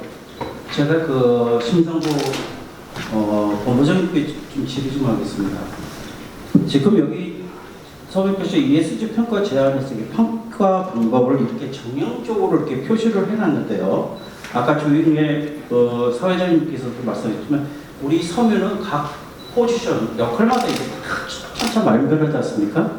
그렇다면 이 정량적 평가를 아까 데이터베이스를 제가 못 봐서 그 데이터베이스를 기준으로 해서 이렇게 정하셨다고 그러셨는데 그렇다면 우리가 통계학적 공정관리 시스템을 이용해서 이 정규 분포에 따른 신뢰 구간하고 거기에 따른 표본 오차가 5% 안에 들어가는 건지도 좀 질의해 보고 싶고요. 데이터를 못 본 이 때문에 또한 여기 세부 평가 지표에 보시면 이렇게 세부적으로 해서 기준 가이드라인을 주신 것 같습니다. 그렇다면 해당되지 않는 섬유 부분에 완사를 만들거나 또 합성합 섬유에 관련되거나 어떤 천연식물로 해서 개발했던 소재 회사나 이런 부분에서 제품화를 만드는 과정이 이 세부 평가 지표에 거의 제 케이스 보면 거의 첫 번째 시점에 안에 가이드라인이 들어올 수가 없습니다. 그렇다면 하나 여쭤보겠습니다. 여기 이슈에 보면서 또 친환경에서 10점, 10점, 10점, 5점, 5점, 5점 이런 정량적인 점수화로 이렇게 하시다 보면 아직 이게 가이드라인이겠지만 이 다양한 섬유, 그러니까 침대는 과학이라고 그러지만 섬유가 정말 과학이거든요. 남들이 하기 싫은 온갖 조잡한 과학적, 생리학적, 또 물리적, 기계공학적 모든 게 다 들어가는 부분인데 이런 식으로 정략적으로 이렇게 세팅이 만약에 된다면 여기서도 ESG에서 월등히 많은데도 인정 못 받는 경우가 있어요. 가령 여기에 친환경 인증서. 그러면 저 같은 경우는 제가 자랑을 할 것 같아서 그걸 지우겠는데 말씀 못 드리겠는데 저는 지금 현재 아까 말씀하신 HML하고도 지금 계속 상담을 하고 있어요. 2년에 가깝게. 그런데 이런 시스템으로 가면 저희 열악한 섬유에 또 R&PD도 없고 R&D도 또 폐쇄성에서 그런 부분을 오픈하지 못하는 그래서 데이터가 불확정 측정에서도 오버되는 결과 이런 부분이 많이 발생되는 점은 어떻게 커버되고 어떻게 데이터로 정량화하는 게 아니라 정량적 플러스 정상적 부분도 가미되어야 된다고 저는 생각하는데 그 부분에 대해서 앞으로 계획은 어떤 식으로 본부장님께서 좀 해보고 추진해보고 싶어하는 그런 아웃라인이 계시는지 좀 듣고 싶습니다. 네, 저희가 이걸 제안한 이유가 지금 같은 말씀을 드리려고 제안한 겁니다. 이 제안은 아직 완성되지 않았습니다. 그리고 말씀하신 대로 정량적인 판단만으로 이것을 모두 판단해서 너는 합격이고 너는 불합격이야를 하고 싶은 생각이 없습니다. 저희는 모두가 여기에 참여하길 바라는 거고요. 참여하는 기업들의 의견들을 모아서 어떤 식으로 내가 ESG에 잘 적응하고 잘 하고 있는지에 대한 자랑을 하는 것을 평가하는 게 목적입니다. 모두 참여하게 하는 게 목적이기 때문에요.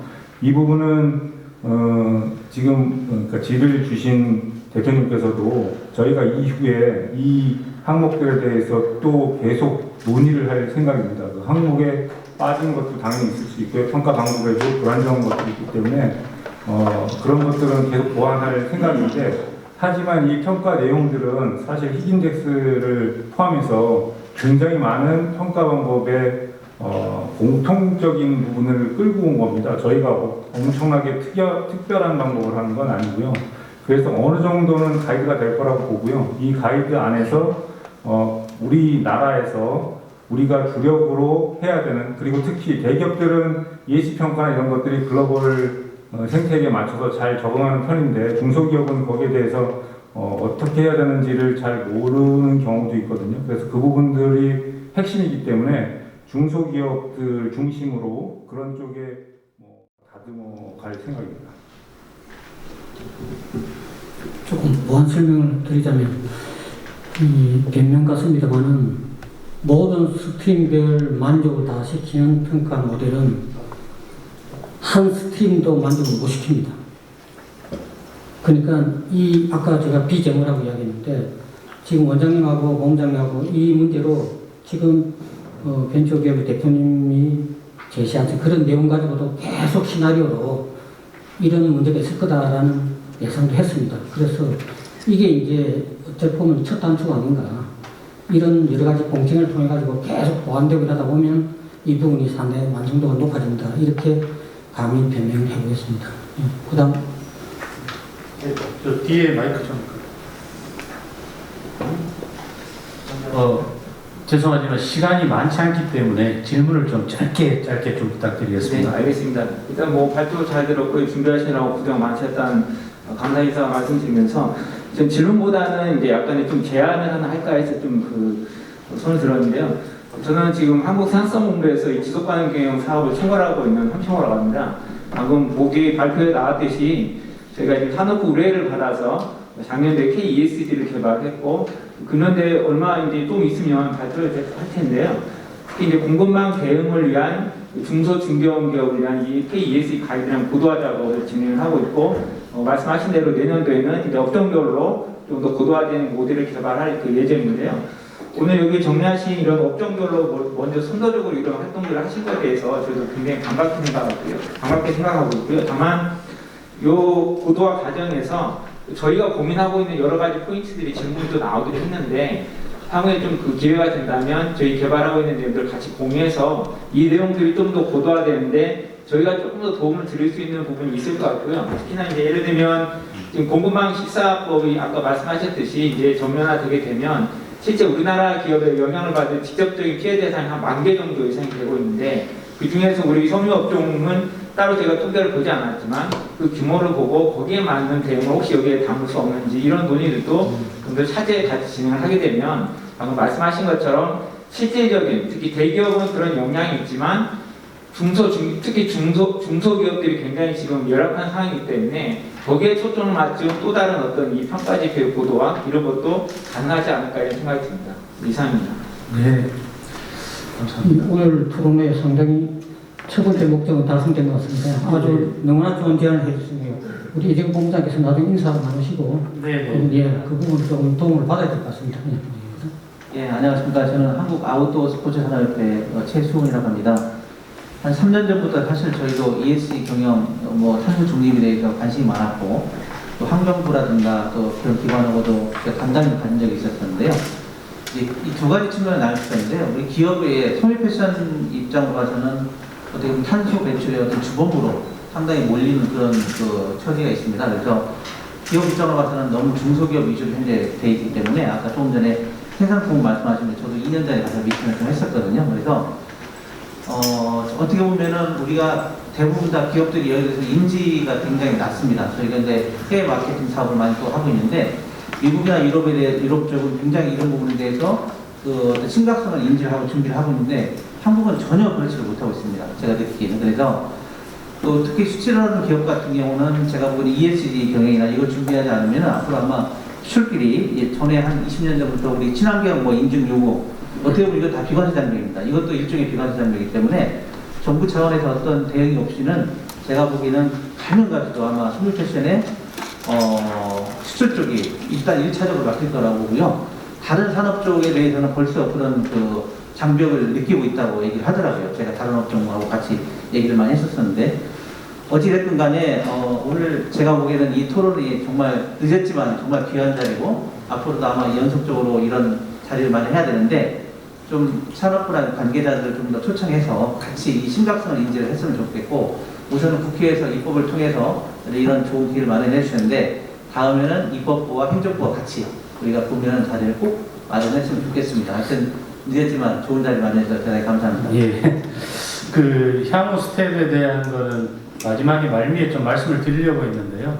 저희가 오늘 그 열린 정책 토론회를 주관을 하면서 여러 기관의 관심과 일단은 우리가 던지자, 작은 물결이 큰 물결이 될 수 있도록 던지자라는 게 원장님이야 저희 스태프들의 어떤 공통된 의견이었습니다. 우리가 언제 이런 걸 가지고 어떤 방향을 갖고 어떤 스텝을 밟아가고 하는 계획과 추진 이런 것들은 이렇게 이제 공론화가 되면 만들어질 거라는 그런 기대감을 갖고 있고요. 시간이 많지 않아서 한 2분 정도만 질문을 더 받고 패널 토론회는 마무리해야 될 것 같습니다. 네.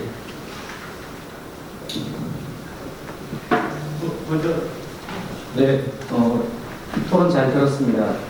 저는 이재경 교수님께 좀 여쭤보고 싶습니다. 변호사이시기도 하니까 지금 ESG 관련돼 있는 게 성패션에 포함하는 친환경에 아마 가장 많은 부분이 포커싱이 될 거고 나머지 S와 G도 있는데 재무적인 거나 투자에 관련돼 있는 여러 가지 부분도 관여가 되어 있습니다. 혹시 친환경뿐만 아니라 SG에 관련돼 있는 글로벌 피해 사례 아니면 국내에서 어떤 피해 사례 그걸 극복한 사례나 아니면 진행 사례로 이런 게 있으면 좀 말씀해 주시면 참고하겠습니다. 네, 친환경 부분은 지금 다른 발제에서도 충분히 다뤘고, S랑 G 부분에 대해서 좀 말씀드리자면, 특히 이제 S 부분은 굉장히 이제 민감한 이슈들을 담고 있습니다. 특히 이제 우리 국회에서는 차별금지법을 포함해서 여러 가지 불평등이나 공정 이슈를 이제 법으로 담아내고 있는데, 예를 들어서 그 글로벌 브랜드 중에 몇몇 브랜드들은 특히 이제 우리나라는 인종차별의 이슈가 별로 없습니다만 다문화 같은 이슈가 있을 수도 있겠죠. 근데 미국 같은 경우에는 인종차별과 관련돼서 그 경영상 문제가 생긴 경우에는 불매운동이 일어난다든지 그런 사례들이 있었고 또 거버넌스 관련돼 가지고는 전문위원회를 충분히 활용하지 못해서 그에 따라서 이제 투자 결정을 내리는 데 있어서 그런 부분들이 감안돼서 투자를 철회한다든지 그런 사례들이 있었습니다. 나쁜 사례이기 때문에 그 특정 기업에 대한 이름은 제가 말씀을 드리지 못합니다만 아마 우리나라에서도 여러 가지 불공정이나 다양성과 관련된 이슈 때문에 기업들이 불매운동 또는 가치 소비에 있어서 좀 불리한 점을 당하지 않을까 그런 좀 우려가 있습니다. 네, 이상입니다. 네. 네, 안녕하십니까. 저 컨트롤 유니온의 장재욱 심사원입니다. 저는 그냥 좀 한 가지 좀 제안을 드리고 싶은 부분이 이제 아시다시피 이제 섬유 쪽에 보는 산업들은 이제 해외 브랜드들의 이제 오더를 이제 수행하는 이제 매니팩처링 방식이 진행되어 있습니다. 그러다 보니까 해외 브랜드들은 이제 국내 국제 인증을 좀 요구하고 있고 국제 인증은 이제 많은 섬유 산업들이 받고 있는 사정인데 이제 저희가 심사를 하다 보면서 이제 많은 업체들께서 궁금하신 게 이런 GRS 인증이나 이런 다른 이제 친환경 인증을 받음으로써 정부나 이제 입법 차원에서 좀 이제 혜택이 있는 부분이 있냐라는 부분을 항상 궁금해 하시더라고요. 그래서 혹시 이번 정책 토론회를 통해 가지고 이제 향후에 이런 부분이 있으면은 그걸 또 같이 개선해 나갈 수 있지 않을까 생각해서 그 의견을 여쭙게 되었습니다. 네, 아주 좋은 제안이시고 또 의견이신데요. 저기 우리 조 대표님 말씀하시겠어요? 예, 뭐 지금 저희 회사도 사실 GRS하고 GOTS 인증을 받습니다. 근데 일부 저희 회사 같은 경우는 경기도에 좀 지원을 받아가지고 일부 뭐 전체는 아닙니다만 세부적으로 사항 보니까 지자체별로 조금 지원하는 그런 프로그램이 있더라고요. 있는데 아직까지 폭넓게 작은 기업까지 다 혜택 받는 건 아니고요. 그만큼 신경을 많이 쓰고 또 빨리 정보를 받는 회사들은 조금 도움이 되지 않을까 싶습니다. 그래서 어쨌든 앞에도 잠깐 나왔습니다만은 이게 인증이라는 자체는 어차피 글로벌 스탠다드이기 때문에 우리가 뭐 우리 주장으로 이거는 인증했어야 한다고 되는 게 아니지 않습니까? 그래서 전문기관이 컨트롤유니언이나 이런 쪽도 업계에 계속 밑바닥까지 파고 들어가가지고 왜냐면 몰라서 못하는 회사도 많습니다. 그래서 그런 부분에 좀 더 열심히 활동해 주시는 게 이 업계를 위한 일이 아닌가 이런 생각도 듭니다. 네. 그리고 오늘 아까 정부 차원의 관심을 말씀을 주신 분들이 계셨는데요. 여기 아마 이 자리에 확인이 제가 안 됐습니다만 산업부하고 중기부에서도 관심을 가져주시고 여기 참석을 해주신 걸로 저희가 알고 있거든요. 혹시 좀 죄송하지만 산업부에서 누가 오신 분이 계시면 상관님 와 계시면 저기 한 말씀 좀 해주시겠습니까? 마이크로 그냥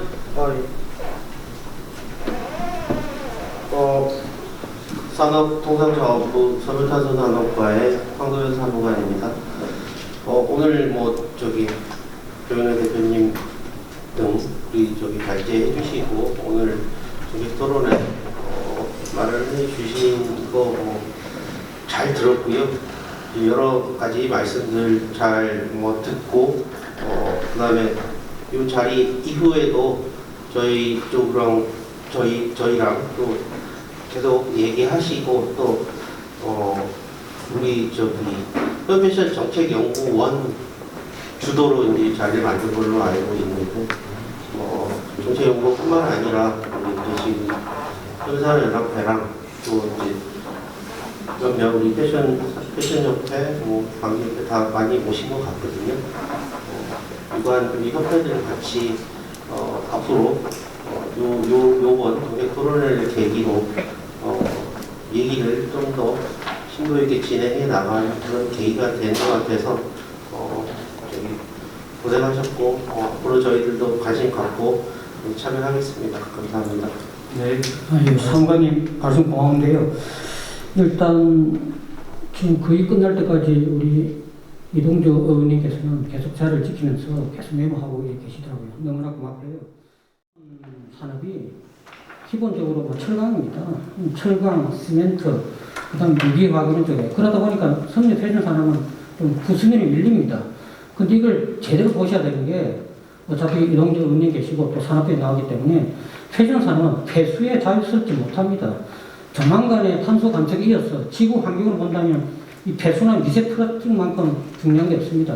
그 섬유 산업의 이슈는 오히려 폐수와 에너지 문제 이런 부분이 계속 이슈가 될 겁니다. 그래서 오히려 그런 전체적인 걸 본다면 아이러니하게도 제가 섬유를 하고 있습니다만 이게 지구 환경에 가장 폐해를 끼치는 산업 중에 하나가 아닌가 이런 생각이 듭니다.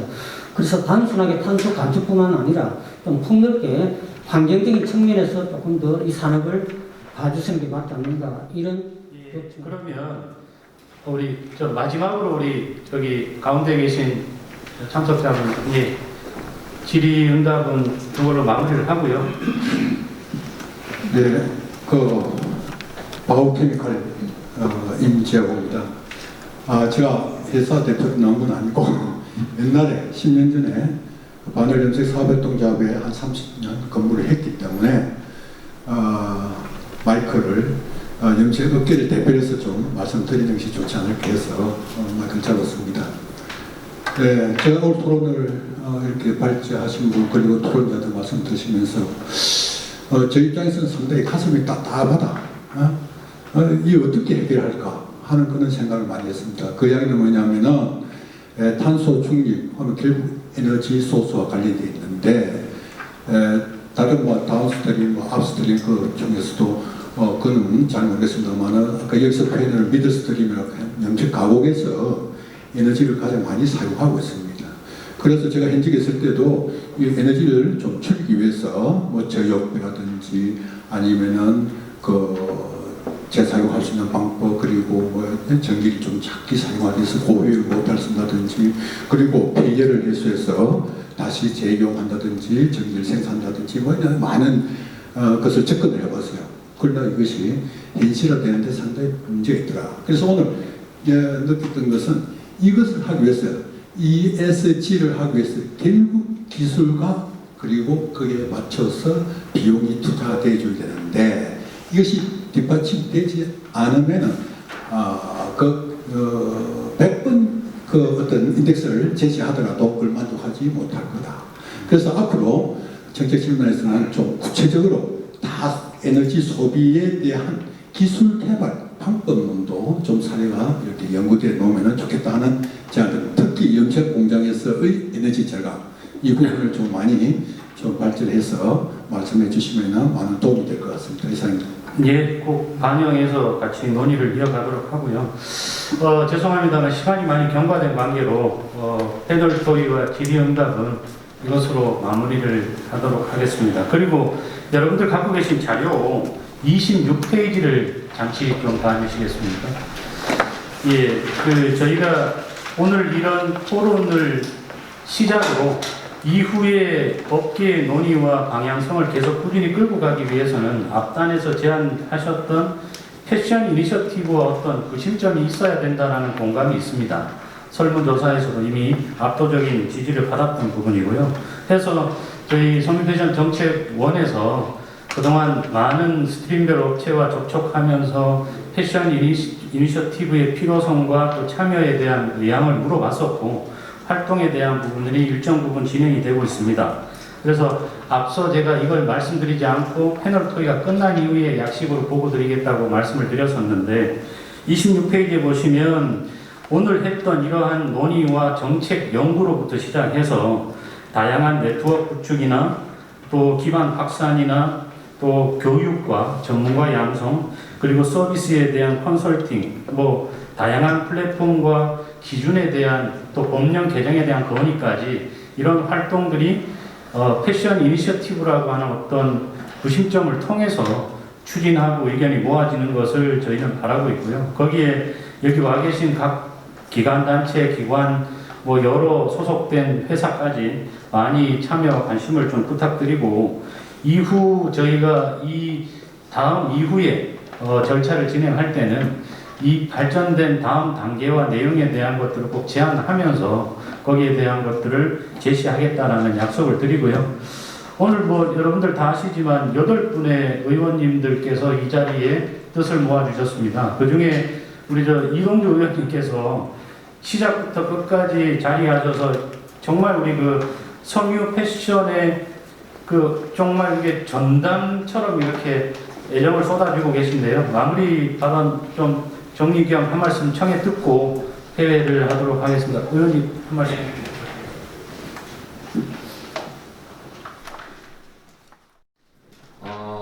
오늘 토론회를 끝까지 이렇게 잘 마무리할 수 있도록 좋은 발제 토론들을 해주시는 좋은 의견들을 내주신 또 패널분들, 토론자분들께 다시 한번 감사의 말씀을 드리고 저도 들으면서 많은 고민이 좀 들었습니다.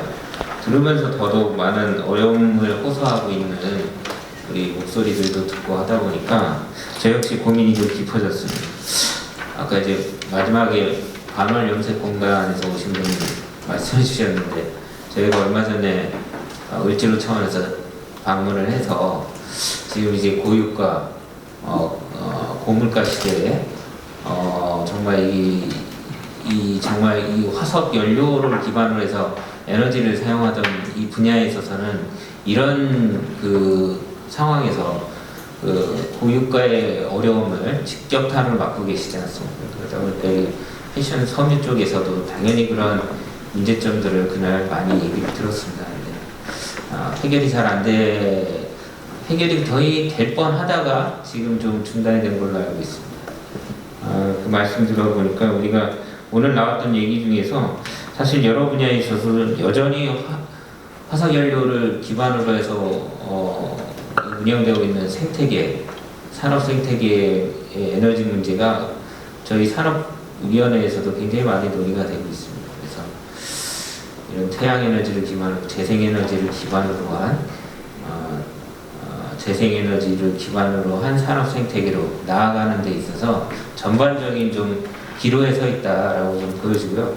그 부분에 있어서 여기 계신 분들의 고민도 중요하지만 우리 산업부도 있겠지만 정부 부처와 주도적인 변화와 혁신에 가까운 노력이 좀 필요하다고 봅니다. 그런 부분에서 많은 정부의 노력과 혁신적인 계획이 나와야 된다고 보고요. 그 부분에 있어서 국회도 더욱더 치열하게 논의를 정부랑 하겠습니다. 그 다음에 뭐 SG에 대한 사회적 가치 경영, 지배구조에 대한 민주적인 운영, 이 얘기도 참 중요합니다. 제가 사실 이 소상공인 가불 문제와 관련된 을지로위원회 활동을 많이 하다 보니까 사실 개인적으로는 관심이 많은 분야인데 오늘 이재경 교수님께서 그 분야에 있어서도 또 상세한 발전을 해주시고 세계적인 사례도 말씀해 주셔갖고 정말 우리들이 어차피 이렇게 장을 열어갖고 많은 토론을 하다 보니까 우리 여기 계신 중소 패션 업계, 산업, 섬유 업계 분들이 해야 될 몫이 굉장히 크구나. 이 논의들을 어떻게든 우리 국회가 책임지고 결실을 낼 수 있는 방향으로 잘 끌고 가야겠다라는 저는 생각이 들고요. 오늘 와주신 분들의 얘기를 잘 모아갖고요. 지속적으로 아까 향후 계획을 말씀해 주셨습니다. 그래서 정부 부처랑 해서 구체적인 안을 좀 마련해갖고 하나하나 좀 잘 추진해 나갈 수 있도록 노력하겠습니다. 다시 한번 오늘 열띤 토론회 만들어 주셔서 감사드립니다. 고맙습니다. 네, 우리 이동규 의원님께서 작년부터 계속 패션계의 그 대표 역할을 좀 많이 맡아주고 계신데요. 이 자리에 빌어서 감사 말씀드리고 오늘 그 조익래 대표님 그리고 심상보 교수님, 이수영 대표님, 이재경 변호사님 단체와 토론을 해주신 우리 패널 분들도 감사드리겠습니다. 저희가 뭐 다들 아시겠지만 그 순서상 마지막에 기념 촬영하고 마무리하는 걸로 그렇게 계획이 되어 있었습니다. 그래서 오늘 정책 토론회는 다음번에 또 잘 준비해서 찾아뵙는 걸로 약속을 드리고요. 끝나고 해외 선언과 함께 기념사진 찍고 그렇게 마무리하는 걸로 박수는 없이 다들 수고하셨습니다. 대단히 감사하고요. 앞으로 나와주시면 기념사진 촬영하고 마무리하도록 하겠습니다. 조 대표님 앞에 여기 님하고 같이 좀 서주시죠.